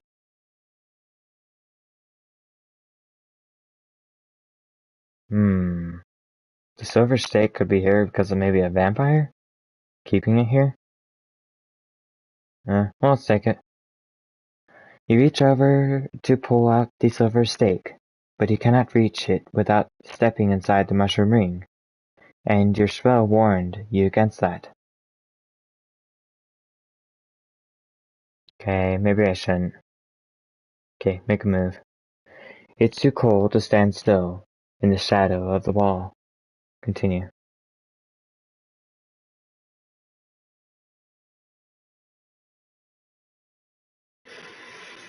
Okay, I don't want to walk away. Walk into the tomb or jump over the ring? Let's jump over the ring. Maybe it's a trap. You take a run jump and jump clear of the circle of mushrooms, landing on the step of the mausoleum. Shinva's tomb. The air inside is freezing. Dust coats the floor. Urns line the walls, but there is no coffin.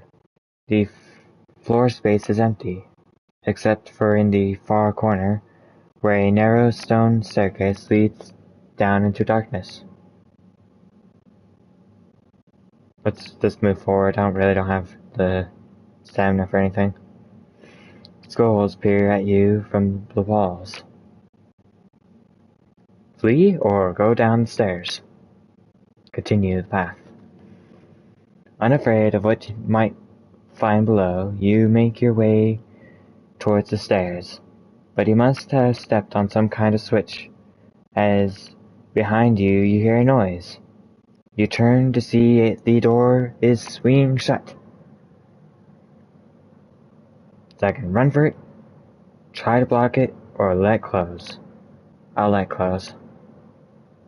You stay back, not wanting to be crushed by the heavy stone door.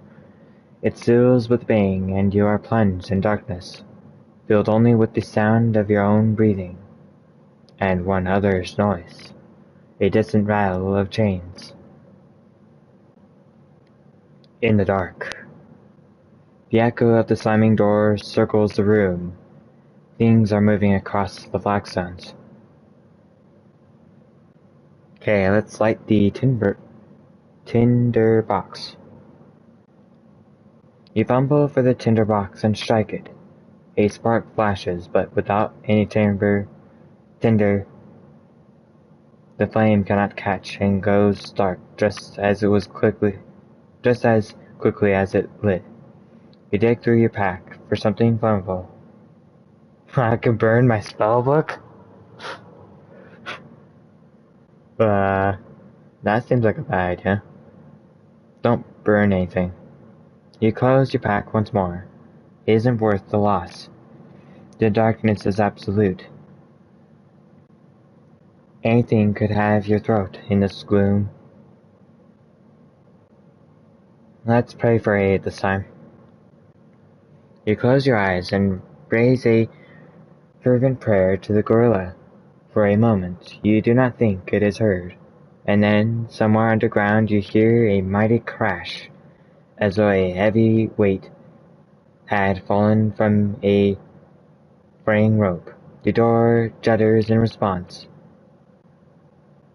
It seems to the counterweight which had caused it to close has come away, so you should now be able to open the door. Prise it open.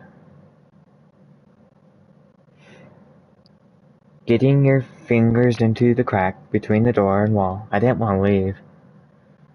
You are able to prise it open a fraction, and then a little further still, until the cool air of the graveyard is flowing into the mausoleum. You gasp with relief. Make a move. Something brushes across your boots and into a crack in the stone. Okay, good, I can go down further. You head for the stairs once more, but the light from the doorway does not go far. Halfway down, the dark is absolute once more. Into the dark. Menacing sounds echo from the depths of the crypt. The clanking of chains and moaning of wind. Perhaps there is some kind of machine down here. Perhaps the mechanism that operated the door. Surely it can't be nothing worse. It freeze. And check my surroundings. You stop, still. Something reaches out and touches your neck with an icy cold grip that tightens and tightens. Fight. You grapple for whoever is holding you, but neither they are made of air or they dance around you, escaping your arms. Either way, you cannot reach them. You begin to choke. Struggle. You twist and turn about, but you can only shake the last air from your lungs. Then, just as you think you will never breathe again, a heavy blade is pushed into your heart, and you die from that instead. You have been stabbed in the dark. Okay, rewind. Okay, let's freeze and do the other side. Fight. Scream? You try to scream, but have no air in your lungs. Okay. Rewind. Okay, keep going. Something reaches out and touches your neck with an icy cold grip and tightens and tightens. Run.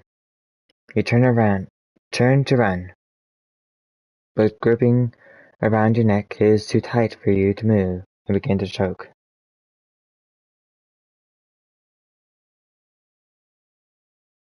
Death.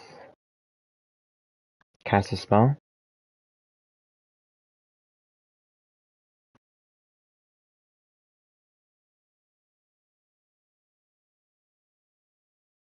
Nothing there.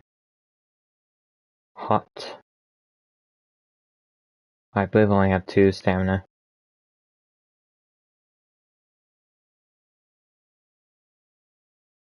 Huff. Nope.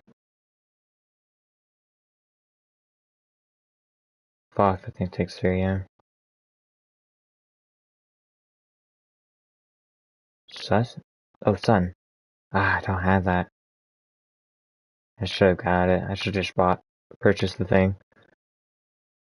I thought maybe I could save myself money. Okay, let's eat.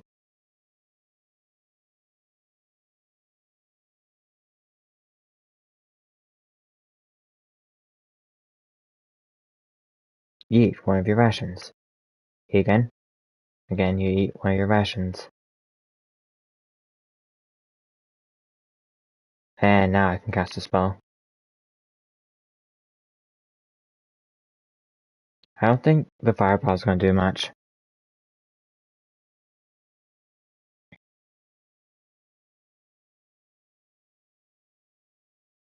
Don't have the Galahorn.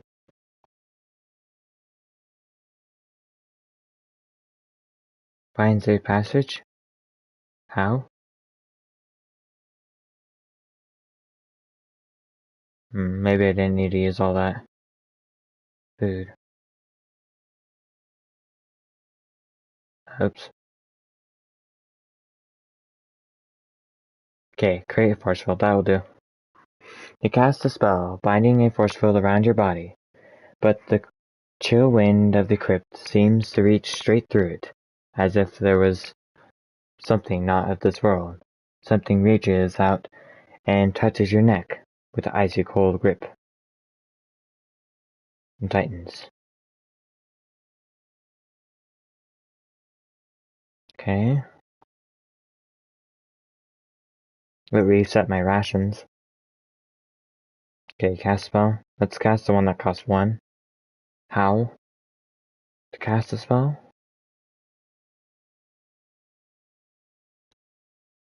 Cast. Same thing.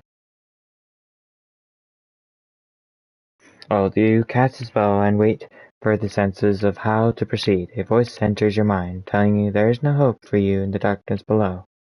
Scream. Okay. Rewind. Let's try Fireball.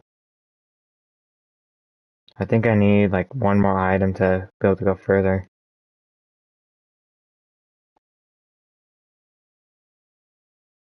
Like I need that sun medallion.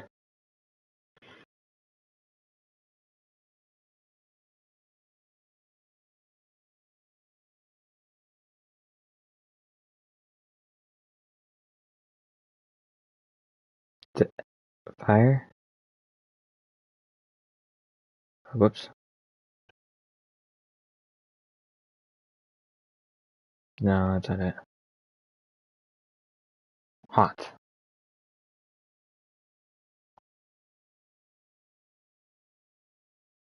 Cast. You cast a spell, creating a blazing ball of flame that for a moment fills the stairwell with light, and reveals a ghostly shape, hovering in the air just a foot above your foot in front of you. Its crawling skeleton hands reach out. Then the flame vanishes in the cold of the crypt. Something reaches out and touches your neck with the ice-cold grip that tightens and tightens. Maybe I can shoot with the silver arrows now? No.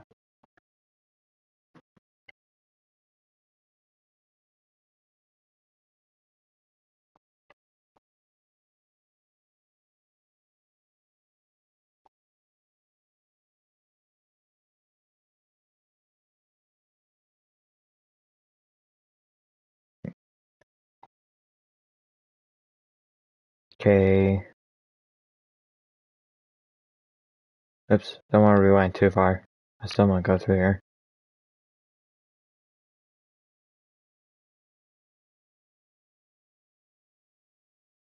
Yes, rewind.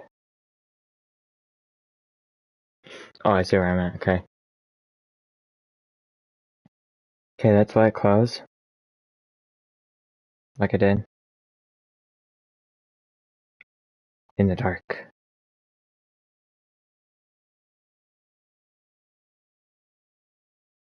Okay, let's fill for the stairs. You feel your way over the stairs, moving carefully so as not to hurl yourself down them by accident. Finally, your foot finds the top step. There could be anything below, a gaping pit, or a jaw of a serpent, perhaps even another manticore. Keep going.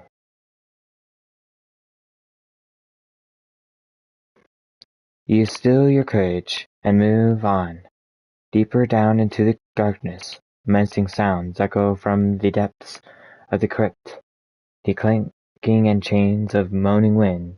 Perhaps there is some kind of mechanism down here. Perhaps the mechanism that operated the door. Surely it can't be worse. Okay, let's see what I can cast here. I'm guessing it's gonna be some more spells.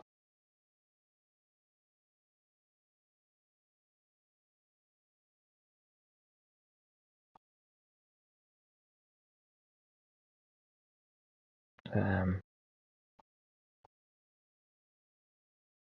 no, not any of those. We already know Forceful doesn't work. Okay, I don't think there's anything here. Let's keep going and see how this works. Oh, I can pray to the creature because I didn't unlock the door with the creature. Let's do that instead. You try to whisper a prayer to the gorilla, but the wraith only laughs as it chokes the last words from your throat. Then, just as you think you will never breathe again, a heavy blade is pushed into your heart, and you die from that instead. Okay. Even praying didn't work.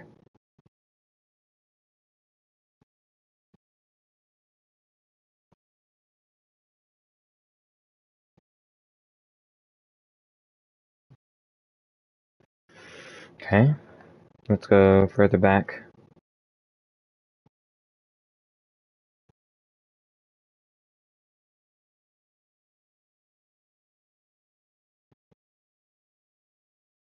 Okay. Let's try to block the door.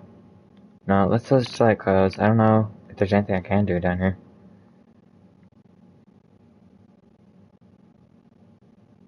Okay, go for the stairs. Don't go down.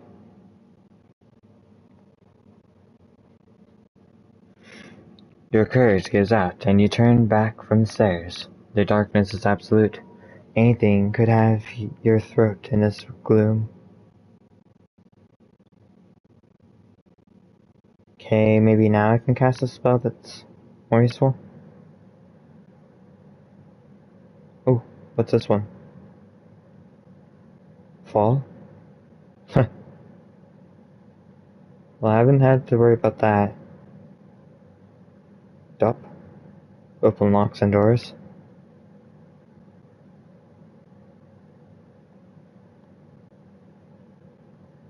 Protect from magic. This might work. Let's cast this. You cast You cast a spell, creating a veil of magic protection around yourself. Feel for the door. You cast the spell, casting a veil, you feel your way over the door to try and prise it open, but it has sealed completely, as though it was never really a door, but a wall that had not yet been completed. The mausoleum is now a tight stone box. Even if there is nothing in here with you, you will soon run out of air.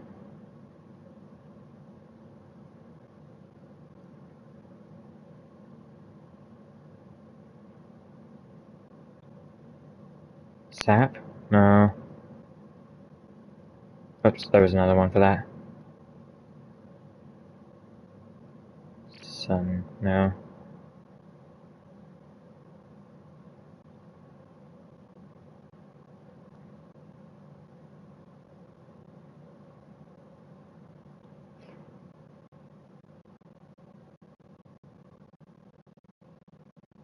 Okay, well I could try and open up the door. With a ration if I go into inventory. And eat.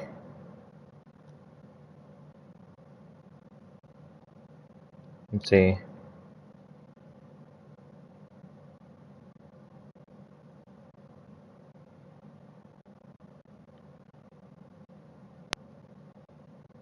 Stop. Yeah, cast that. You cast a spell over the door, and it begins to creak and groan. The heavy stone fights against the force that is holding it closed, but eventually the spell wins out and the door reopens. You cheer with delight as the moonlight shines into the crypt. Make a move. Something rushes across your boots into a crack in the stone.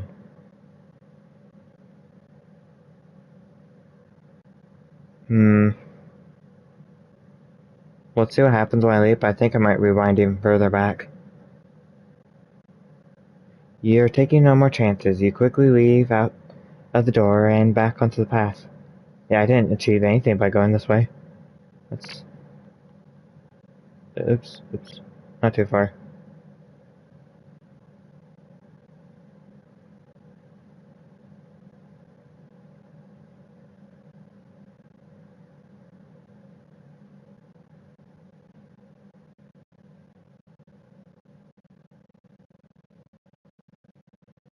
Shinva's Mausoleum. Okay. Oh, a little further than I wanted. So maybe this is the thing I need, is the item that's right on the ground. I'll still cast the... Oh... No, let's look at the ring. I just take it. In the center, something silver glints. A stake pushed into the soft soil. Take the silver stake. You reach over and pull the silver stake, but you cannot reach it without stepping inside the mushroom ring. Something about that gives you a pause. You cannot tell what. Take the silver stake. Stepping into the circle of mushrooms, you get close enough to reach. Except when your foot should meet the ground, it doesn't. You find yourself falling. Not back here.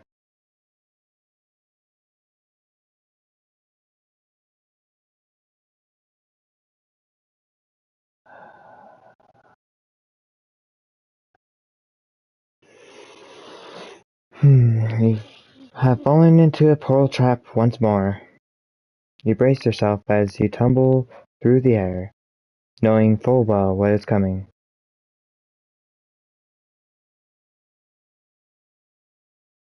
Okay, let's wait. Eat those rations, huh?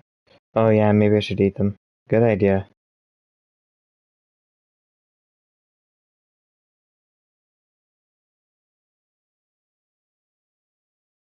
There we go. Just email. We're gonna get destroyed if I don't. Okay, so I will wait, because last time I did that I will get hit. You wait a moment as a nearby chute ejects a torrent of filth and pig swill. Then you get yourself to your feet and wipe off the sludge as best you can. Where am I? We know where we're at. Okay, this time let's wait. You wait. Within a few moments, the tunnel is filled with goblins.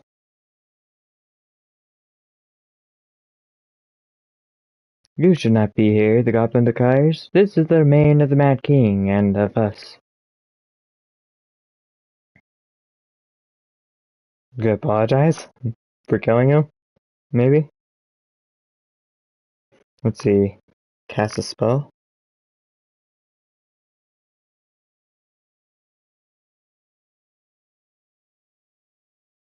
Hot? No? Maybe if I cast like a shield or something. Mud?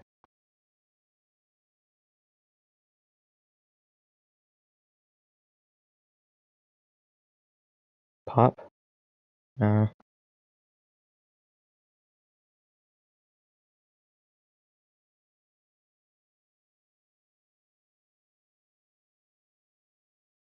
Dawes. Causes slowness. That might help. Dud? Mm. Oh, they were interested in treasure. Like that crown. Oh, let's try this one. Cause slowness. You cast your spell over the approaching goblin, and its movements begin to slow down until it is creeping through the water towards you. You rush forward, and skewer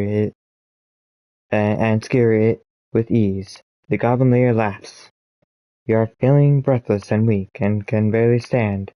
The goblin takes advantage of this, and rushes you with great number. You cannot escape. Something moves, and everything goes back. Well, I can do that without having to cast a spell. Hold on, let me go back.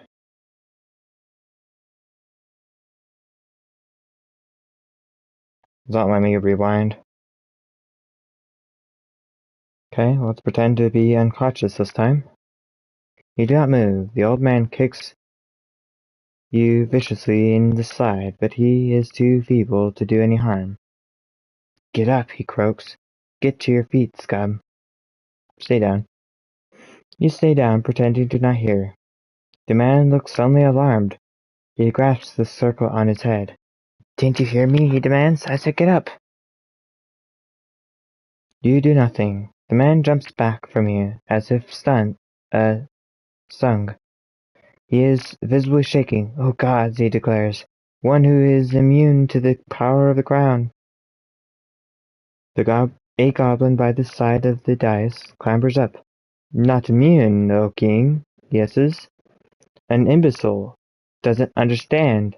Can't obey. The goblin starts dragging by your heels away from the dais. Stay limp. You stay limp, bumping and smacking your head as you are pulled down the steps. The man does not seem appeased. No, this is a catastrophe, he declares. An army of imbeciles could be raised against me.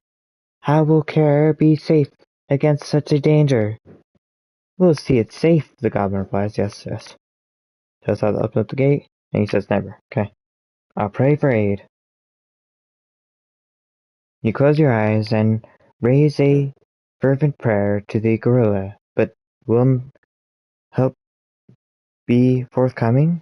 It is impossible to tell. Nothing seems to change. If you will not tell us, the goblin declares, suddenly standing tall, or as tall as he can. Okay, the goblin begins to scream with murderous intent. Surging forward to the dais, the king is paralyzed by fear. Struck silent, you are released, quite forgotten of the turn of events. Let's draw my sword.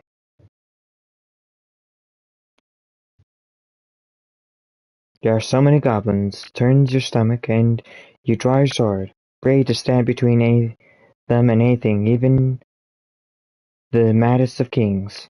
But their numbers are far more than you can turn back. You slice one, fell another, then three elbow you carelessly aside. Yes? The king's blood-curdling cry, by the power of the crown, I... The power cannot have been great. The goblins cheered and celebrated as something ahead.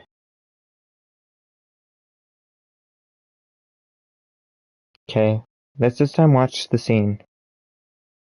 You reach the far side of the chamber, then turn and watch the king is lost somewhere in the trampling horde, briskly and completely overthrown. The goblin leader scrambles up onto the dais, raising his bloodied hand for silence. Brethren, foul sisters, brothers, shut up! The hall settles unto unruly quiet. Keep watching. Our leader has fallen, the goblin declares from his perch on the back of the throne.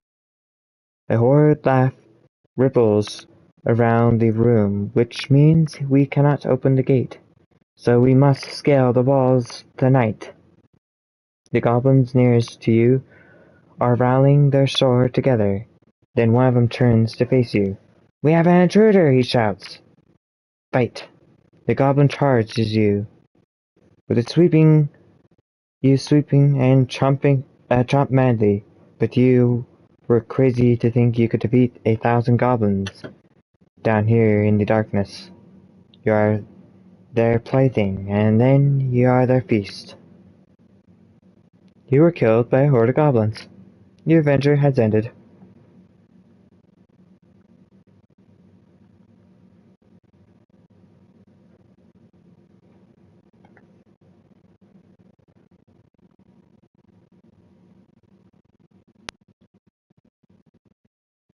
Okay, where am I? Rewind. Okay, make my move. Continue. Let's head. Actually, I could hide. That is something completely different. Because they're going this way to the dais. Okay, so let's hide. You duck into a alcove in the wall of the tunnel. In the distance you hear the marching feet coming closer. You wait, and within a few moments the tunnel is filled with goblins. There's no one or two, but a whole army, led by a tall, stocky elder goblin, and chanting a weird girl song. Stay low. They march straight up to where you are crouching in the darkness. 100, maybe 200 of the creatures. What are they doing here, beneath care, inside the city walls? Wait. You wait in tense silence as the goblins march past your hiding place. At the rear are two goblin generals. How many more soldiers does the Mad King want? The first asks the second as they pass their position. Thousands, the second replies, then spits. But he'll get what he gets. That he will, the first agrees, testing his blade on his thumb. The two walk on, still talking in barring voices. Make a move. The goblins are trampling away up the sewer. Head the other way. You turn and head the other way down the sewer. The way seems to continue on in infinite darkness, but these goblins must have come from somewhere. Explore the sewer. There is nothing else of it. You strike off along the sewer, hoping to find a way out. It is impossible to tell how much time has passed. In the world above, perhaps the sun has gone down and the stars have come out. But down here, that you know, is that the people of Care are still throwing their slop into grates. The water underfoot stinks, and the ducts above your head rain with thick filth. A junction.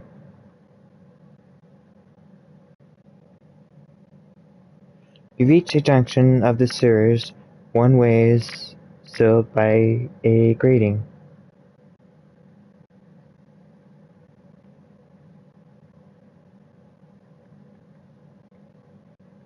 Okay, let's go to the left fork. There are no ladders from this stretch of sewer. You might have walked more than whole width of the city by now, and be out under the backlands themselves. Or what if the sewers form a great circle and you are simply walking around and around, slowly carving a deeper channel of the filth? Keep walking. You emerge into a small chamber, where a knee-deep pool of sewage has collected. The liquid is bubbling, and as you watch, a shape rises from the water. It is a smooth hide of slime meter. It roars, gobbing slime and goo at you.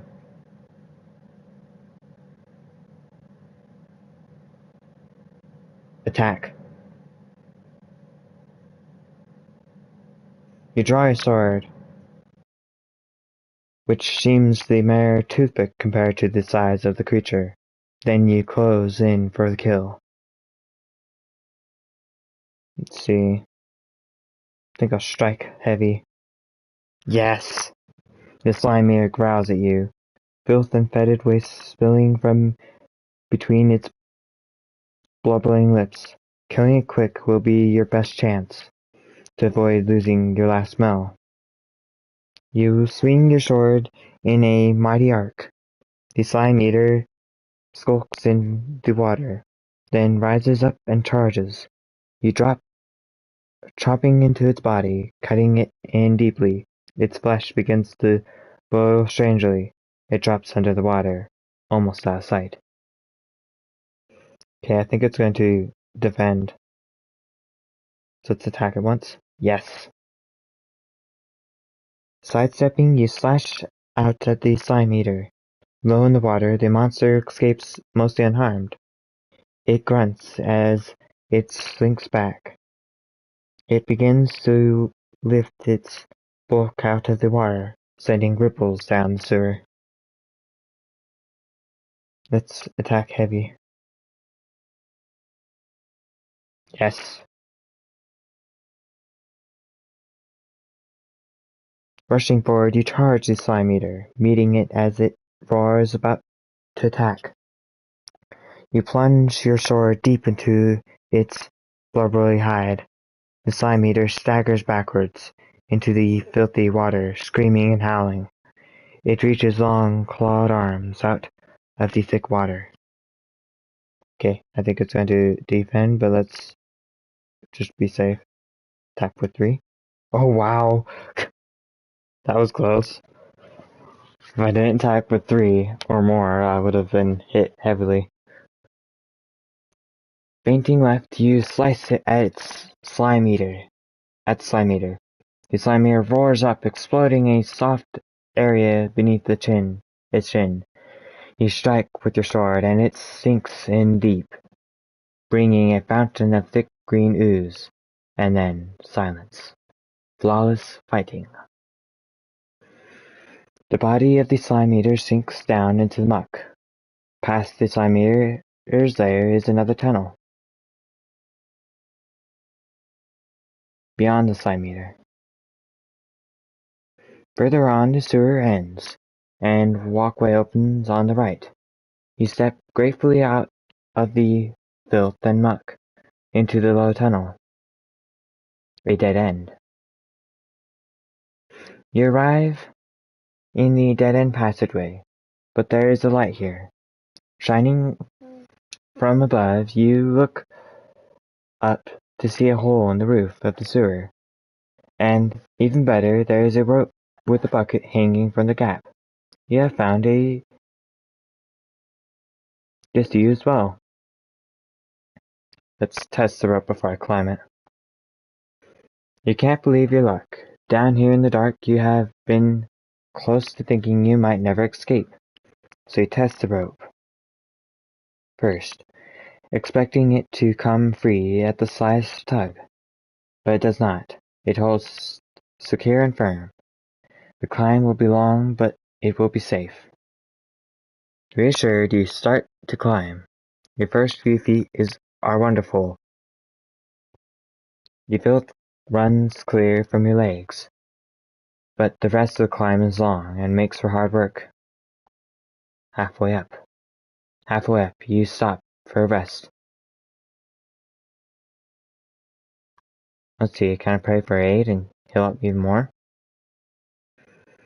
You raise a prayer for aid and feel the presence of the gorilla, helping you to climb and filling your limbs with strength.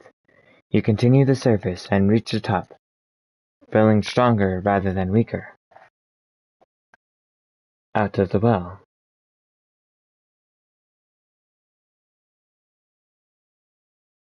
You have emerged from the sewers, back into the necropolis, close to its far gate. The sun is beginning to set already behind the city wall to the north. It seems in your wanderings you have crossed most of the length of the city. You must be close to the gate already. Towards the north gate.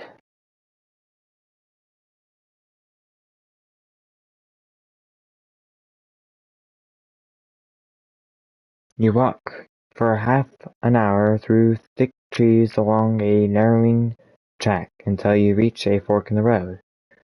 To the left the track gets narrower still. To the right is a massive shadow looms, so large it seems as though the colossus has seated itself on the wall in and through. A chill wind blows through you, as though ghosts walk back and forth this way. The last time I went through here, I met up with some werewolves. I'll probably do the same, and last time they checked my purse, and I was lucky enough to have had 0 gold, and that's the reason why I had all those gambler chips. It's because I left the gambler hall, and the guy didn't check my inventory for gambler chips. But I don't want to take the same path, so I'm gonna go to left. Not left. I'm gonna make a move. Night is drawing in. You should get moving. Things whisper between the trees. Okay, so approach the shadow. You stand at the base of the towering ziggurat, built from carved stone blocks, each the size of hay bale. The temple rises higher than the city wall, and positioned to catch the first star of evening at its uppermost point, a moment which has just passed. Let's look for an opening. You tilt your head back, looking for an opening, and finally make one out. A small black dot about a third of the way up, but even that is quite some climb. For the less devout worshippers, a small gargoyle by the steps has an open mouth, ready to accept its offering. Look at the gargoyle. The gargoyle is carved in the shape of a small but spiky dog, with long claws, sharp horns, and pointy beard. Its mouth is wide open, and its tongue lolls out, with a coin-shaped slot at the back of its throat.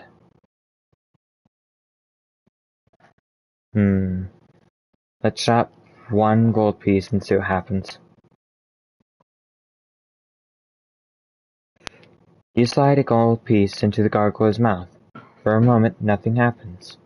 Then it appears to swallow, and next it opens its stone eyelids to reveal two crisp and beautiful eyes. Look into its eyes. Looking into the gargoyle's eyes fills you with a sense of calm and peace. The eyes after a moment, but the sense of well-being remains. Or did you just imagine the gargoyle moved? Climb up.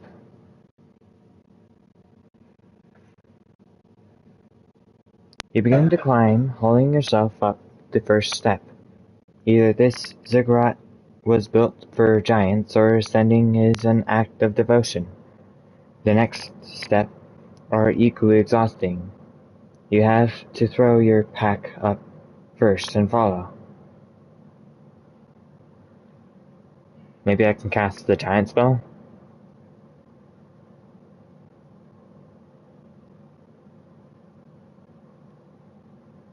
Big. Ooh, I can. Grow in size. You cast the spell, swelling to 3 times the size. You are now able to run up the stairs. But the scale quickly changes. It seems the builders of the pyramid created an optical illusion, and later steps are not as high as the lower ones. The changing is so gradual that you hardly notice as the spell fades. You reach a half point, almost as high as the city wall beyond, and pause to rest. Halfway up. You are halfway up. Friezes of gargoyles and polished metal ring the temple on this level. Look at the view. You pause to take a view. From this side of the ziggurat, you cannot see but the top of the wall, and beyond, the gleaming darkness and marshes of the Blacklands. Walk around the north face. You move around the north face. You can see the path ahead, running straight between wild and overgrown trees. It seems very few people come this way anymore. The north gate itself is now visible, however, and appears deserted. Then you notice a point of light. A torch has been lit between the trees.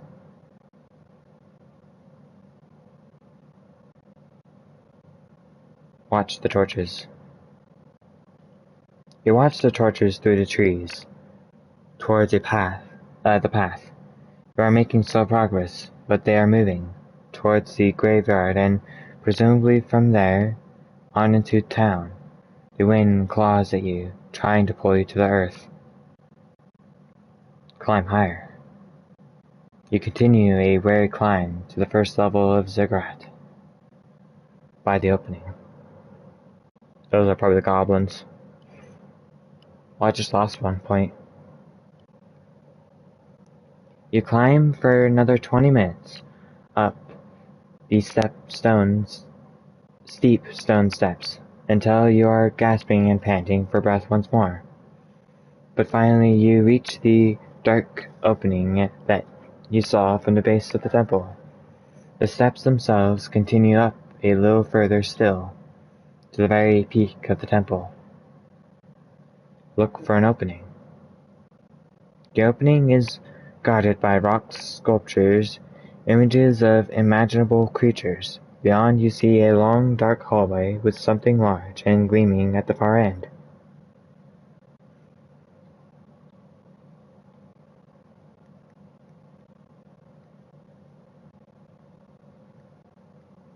Okay, climb for the top. I'm taking a lot of damage. You climb before your legs seize up from the climb, all the way up to the top of Ziggurat.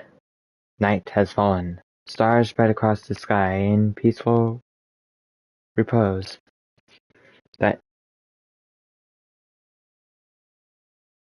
belies their true nature, wearing spirits, tussling for control of the world below.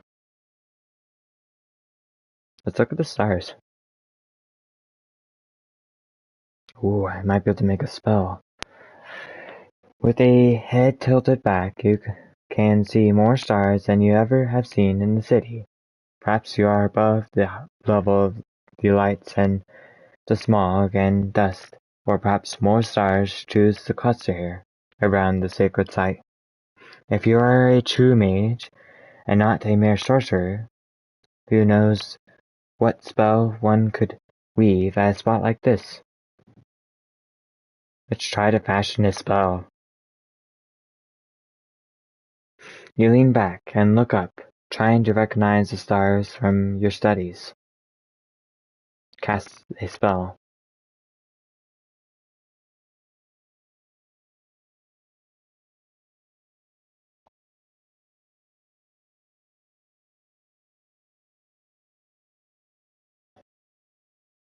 Oh, it's unknown. What could I do?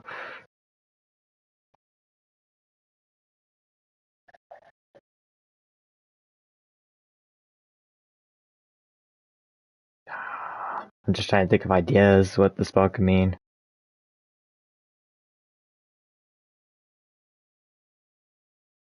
Pack?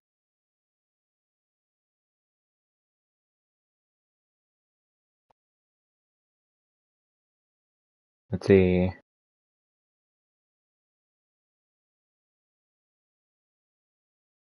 Lek? Lure? I think I'm gonna try L-E-K? Oh, I need a pencil. This is a new spell, then that'd be really cool.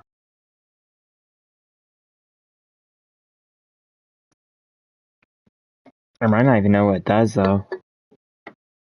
If I cast it or make it.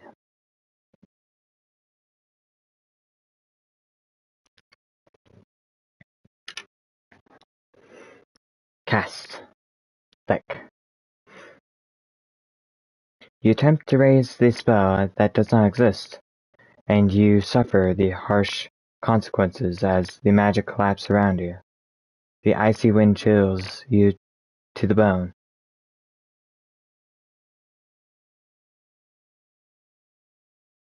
Did I not do anything? Huh. Okay, look at the view. Look out across the city. In the far distance, you see torches in the woods towards the north gate. Looking back, you see the lights of Care coming on, and the shouts of revelers, drunks, and nighttime thieves. Care has no idea what's coming. The view is quite wondrous, but your journey beckons. You start the long climb back down Ziggurat once more. I think that might have been an option to try and make a spell. But I just created a junk spell. A spell that doesn't exist. You are back by the opening in the temple. Enter the temple? You step into the temple. The hollow spaces amplifies your footsteps, and they echo eerily for several moments. On the floor in gilt inlay is written the name of the god who inhabits this place. It seems that this is the ziggurat of courage, the gracious. Wait and listen. You wait for a few heartbeats to see if you have disturbed anything. Nothing happens. And then you catch the tail of a gigantic snake slithering across the floor and disappearing into the crack in one wall. From the markings along its back, it looks highly dangerous, highly poisonous. Drink my snake antidote. I've drank my snake antidote.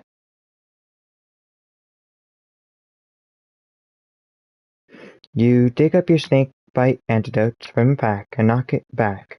It tastes of cherries, but hopefully it will protect you from the worst of the serpent's venom. Then you draw your sword and approach. Might have been a waste. Oh, wow. That did a lot. Your temple snake snaps and hisses at the air between you. You slash out at it, hoping to sever its head as it shoots forward, sinking its fangs into your arm. The snake has you backed up against the temple wall. Okay. I don't think it's gonna hit me heavy, since it just used attack, so let's do 3. Ah, man. Killed me. The temple snake stays close. It knocks you back into the main part of the temple. Your head spins. You stagger and fall. The last thing you feel are two tiny teeth biting nearly into your neck. Try again. Well, this time I know it's gonna hit heavy. So I'm gonna hit with the 9. The temple snake snaps and hits at the air between you. You swing out wildly, hoping to chop it in two. As it also shoots forward, the snake lashes out wildly in its agony. Okay, I'll just attack with all I have. The temple snake is retreating, but you give chase. You cleave the air with your sword.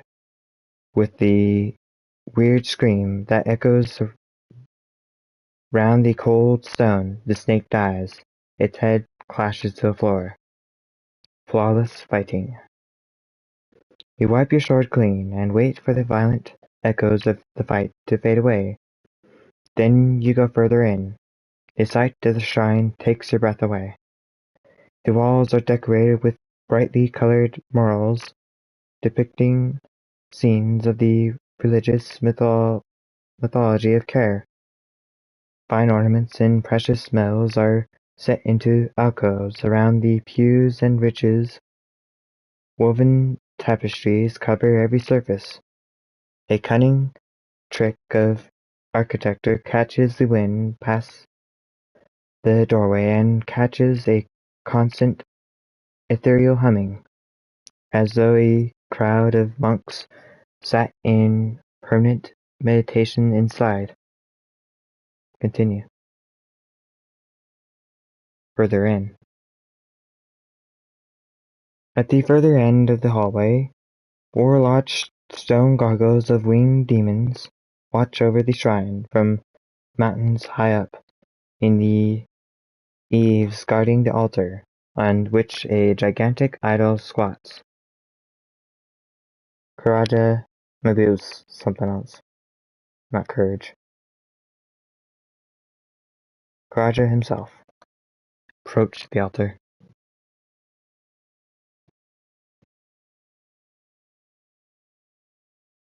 You walk up towards the altar, across a richly patterned carpet. Something about it gives you a pause. Its surface is decorated with wide symbols that seems too deliberate to be accidental.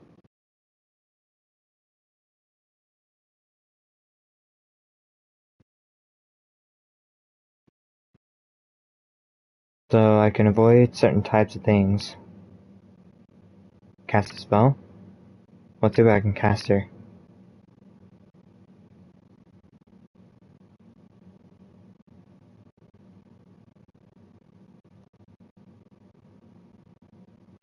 Fall? I hope there's not a fall here. How? Ooh, let's cast how. How? You cast.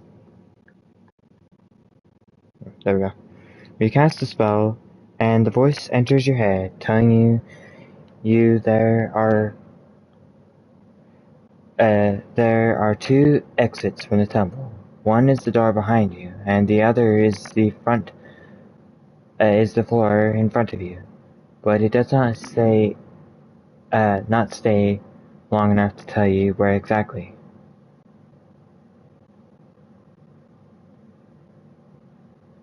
Just walk across?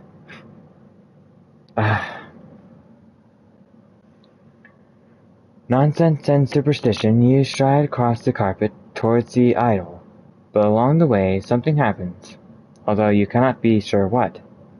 One moment you are in the temple of Kurja, and the next moment you are falling.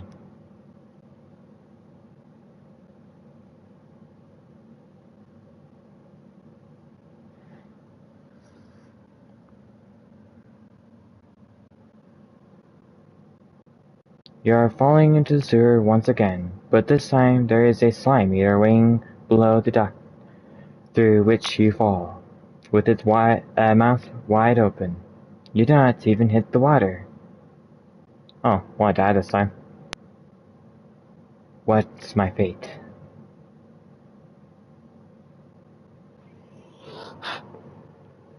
So I got eaten by a slime eater this time.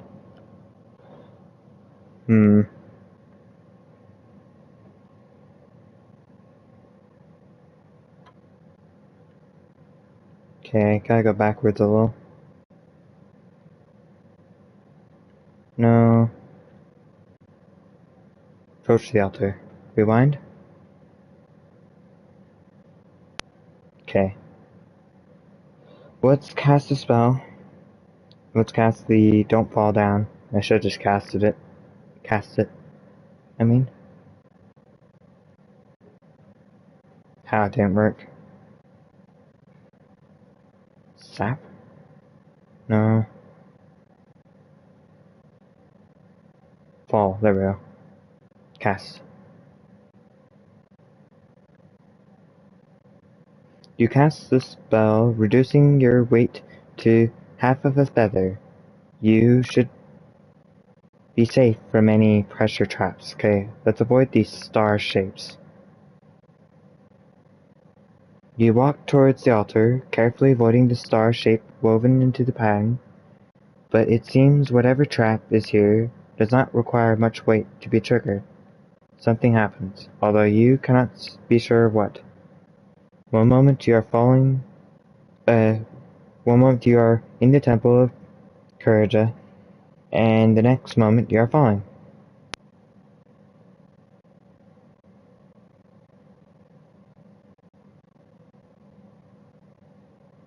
Okay.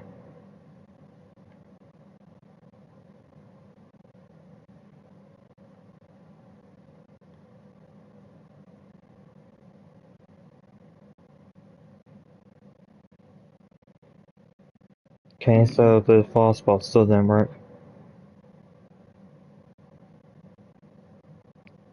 Let's avoid the circles.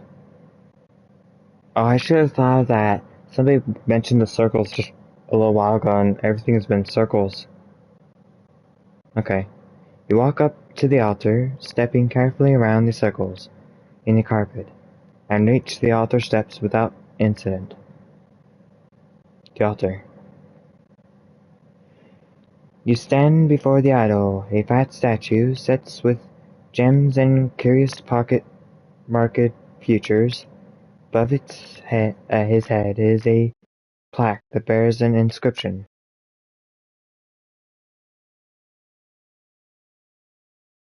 Read it. It reads, "On Courage's face you kiss a cross, and finish with the lips. For the answers to your question you must err, not else." He spits.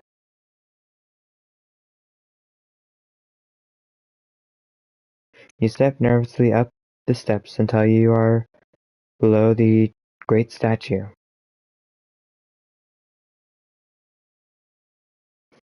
On his face,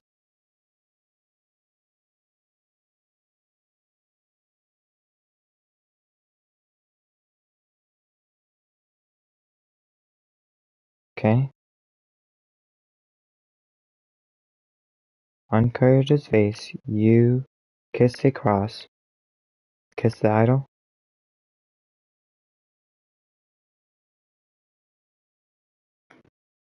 You stand on tiptoes and leaning in, preparing to kiss the statue, but where? Does the humming in the temple seem to get louder?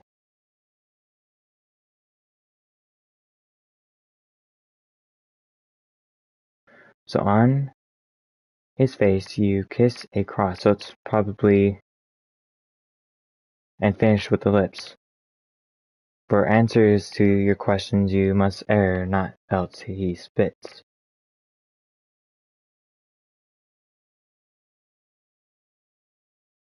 Okay, so let's start with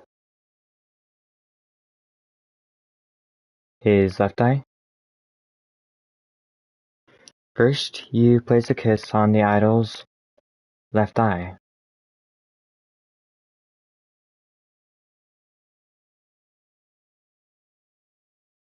then his right eye. Next, you kiss the right eye. You hear something flaring in the upper levels of the temple. So it might mean visually a cross, so if I start with the forehead, then it will not become a cross. So let's kiss the owl's nose. You lean over and kiss the owl on the nose, then its forehead. You kiss the owl's forehead, then kiss the owl's lips. You lean low and kiss the owl's lips. As you do so, you hear a small click. Wait. There's a sharp, stabbing pain at the back of your throat. You try to call out, but it seems the poison on the tip of the dart, which has just been shot from the golden mouth into your own, is too fast acting. You stiffen a silent scream on your face, then slump to the ground and into a darkness from which you shall not away. Such is the price of failing to kiss the ritual. You have died from a god's kiss.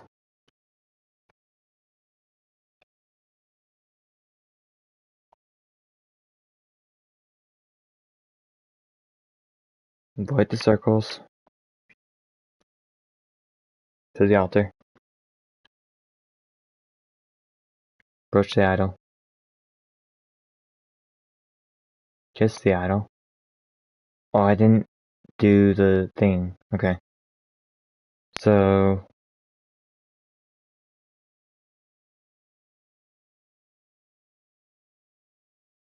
can't just be as easy as kissing the forehead. Left eye, right eye, nose,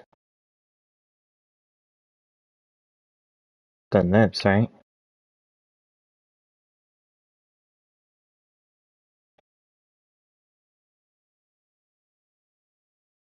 Hmm.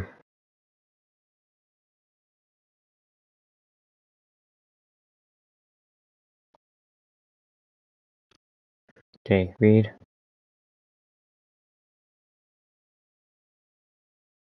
Maybe I should ask a question. Georgia, you begin. I come to ask a question. You trail off. The statue is just a statue. It makes no response. Does the humming in the temple seem to be getting louder?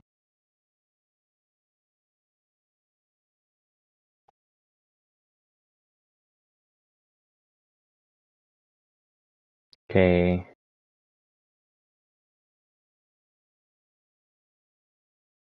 So let's do nose. Size like the center of his face. Left eye.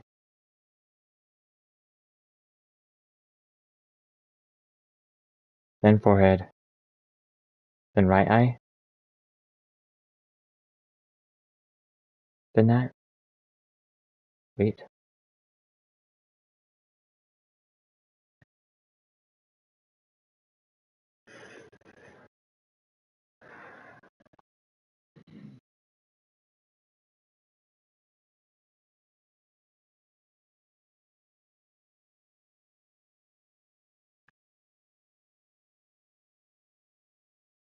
Maybe I start with the nose.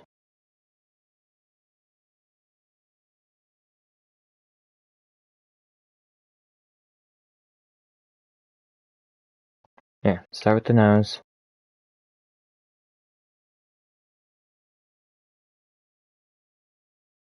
Forehead. Left eye, right eye. Then lips. Hmm.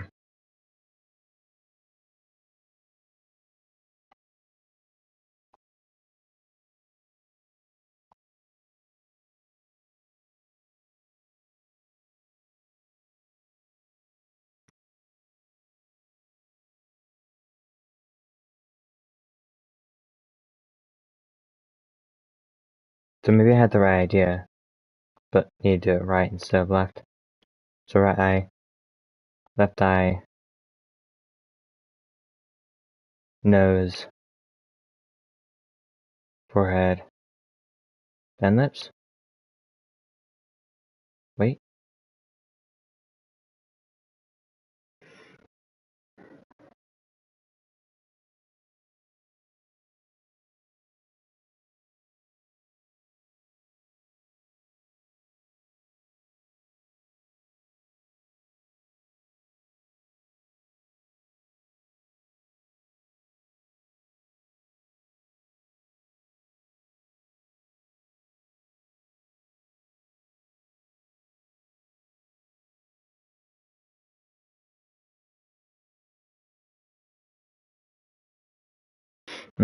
So backwards.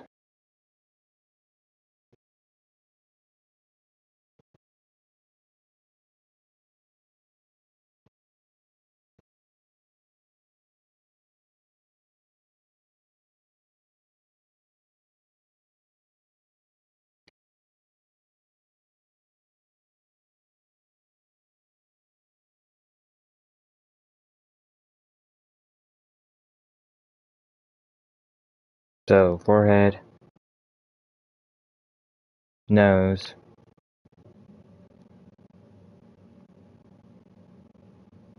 right eye, left eye, lips. Okay, so I just had an idea. Maybe I skipped the nose.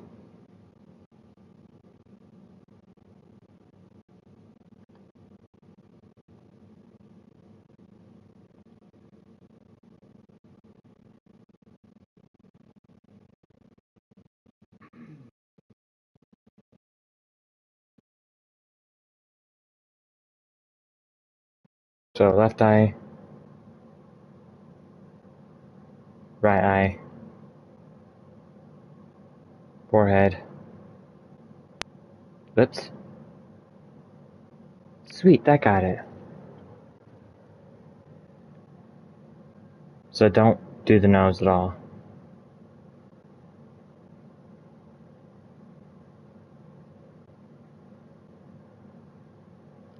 Finally, you lean low and kiss the owl's lips. You are straightened once more. You see the owl's eyes flick open.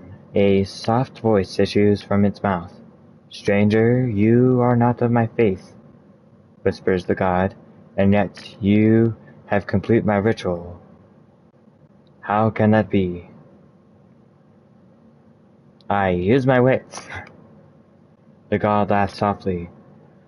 My brother Pashna is a god of thieves and tricksters, but you are in my temple today.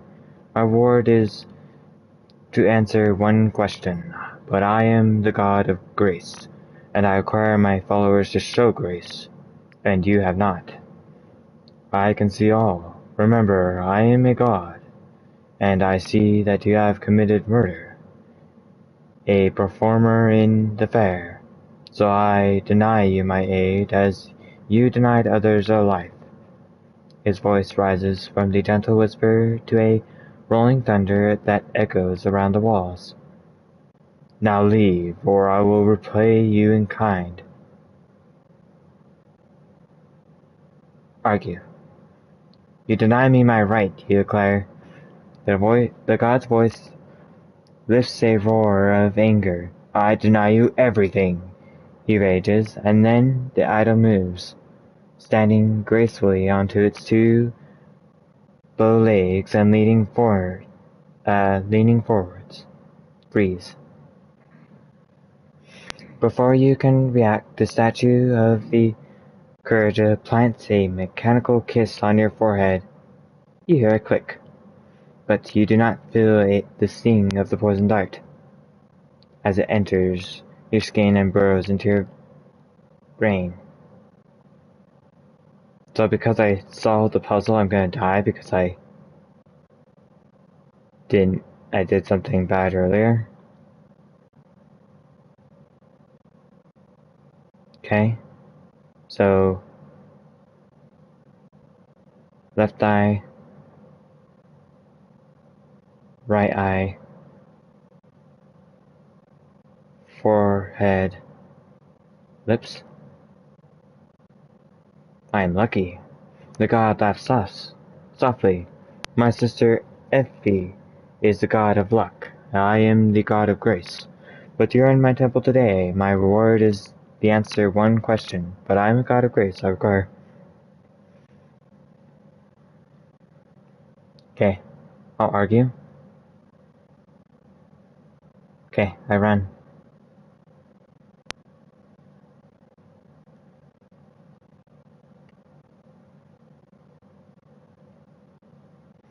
Approach the idol. Kiss the idol.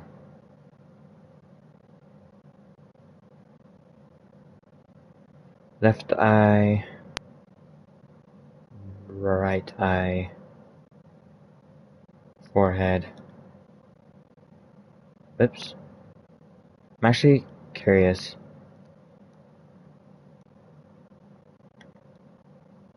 Let's actually rewind it. If the other way works.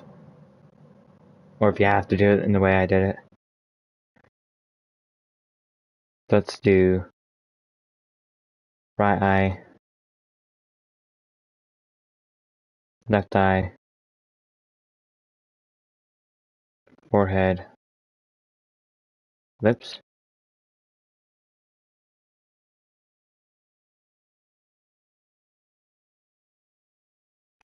Yeah, you have to do it the way.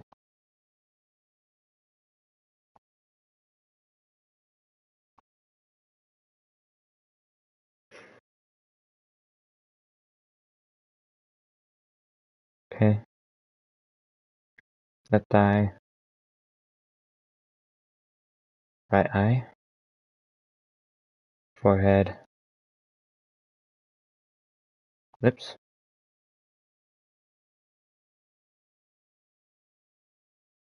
Leave. Do not need a second warning. You turn and hurry out of the temple before the god can extract revenge. You leave the temple. You return to the opening of the temple. Climb back down. You climb back down is easier going. Halfway down, you pause to rest. Look at the view. You look out into the north. The thick trees are still lit by torchlight, and you hear the distant baying of wolves. Wait longer. Half-hour passes. Nothing changes, except the sky grows colder and the wind picks up, cutting through your throat. So wait even longer. You settle down to wait on one of the stone steps, watching as the line of torches fans out through the trees and marches slowly forwards. As some disappear, new ones are lit, but eventually, after the sun is finally gone, the stars come above you. The trees around the north gate are inky blank, and there is no light except the single flame on the gate itself. The way through of the forest should be clear now. Climb back down. You have seen enough. You climb quickly back down the steps and retrace your steps to the fork in the road. The mud underfoot is stamped with footprints, and in between them the prints of many paws. The road to the gate.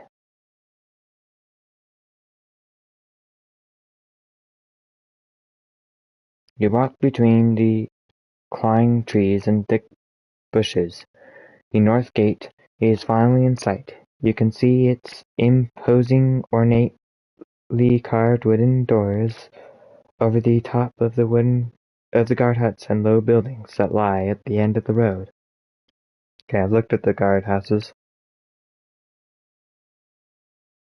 You stride forwards, footsteps crunching loudly on the gravel below. A few minutes you will have reached the edge of care. Something keeps pacing with you, just behind the tree line, stalking you. Keep going. You hurry forward along the path. Whatever is in the trees keeps pacing with you.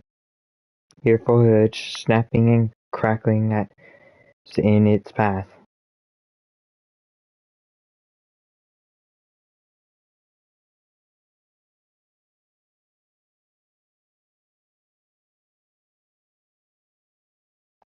Kin? No.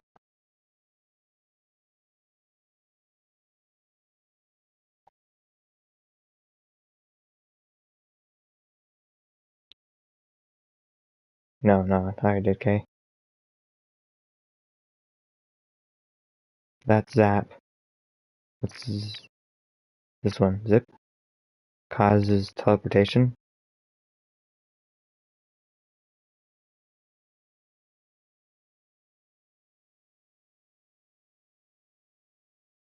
I don't think I have anything. Draw my sword. Oh. You draw your sword, as a moment later a wild bristle beast leaps from the trees and knocks you to the floor. To use a heavy blow? Yes. The bristle beast bares its teeth, and the spines on its back spike up. You swing your sword like an axe, hoping to puncture the creature. The beast lashes out with its claws, but cannot defend itself from your force. The bristle beast's scales explode with thick blood. Big attack. Yes.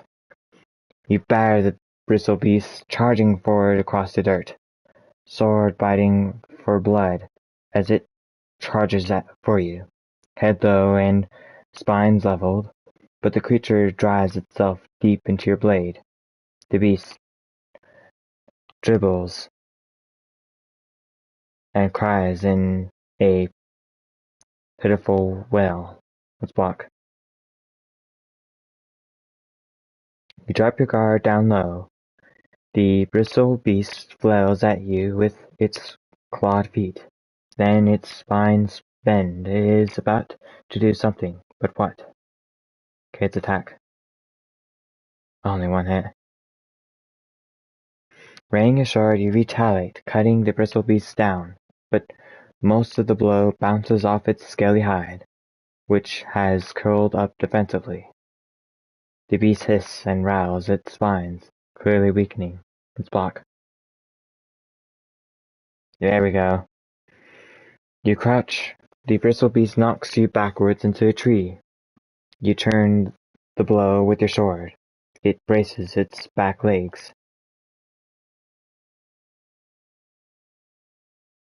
Leveling your blade, you strike. Backed up against the tree, you can barely swing your sword, but you muster all your strength with the final flow. You bury your blade deep into the bristle beast. It twists on the metal and then curls up like an overheated beetle and dies. The night air falls silent once more. You continue on, quickly through the trees.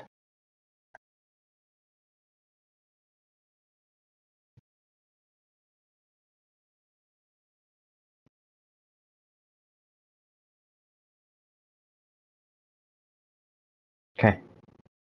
I think this is a good place to stop.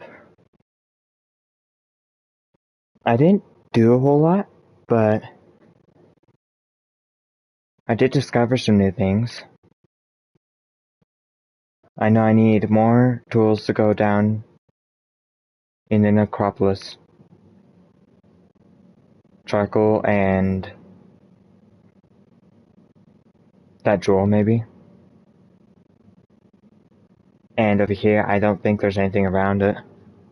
So next time, I probably will explore the left side of Care, Sea of Thieves. Anyways, thank you for watching. Please leave a like and subscribe and leave a comment down below about what you think of the game. I think it's really enjoyable, although I was a little disappointed with my choices. Past choices, more like. Like right here, I didn't get to wherever that was because I killed the guy. Anyways, thank you for watching, and I'll see you next time.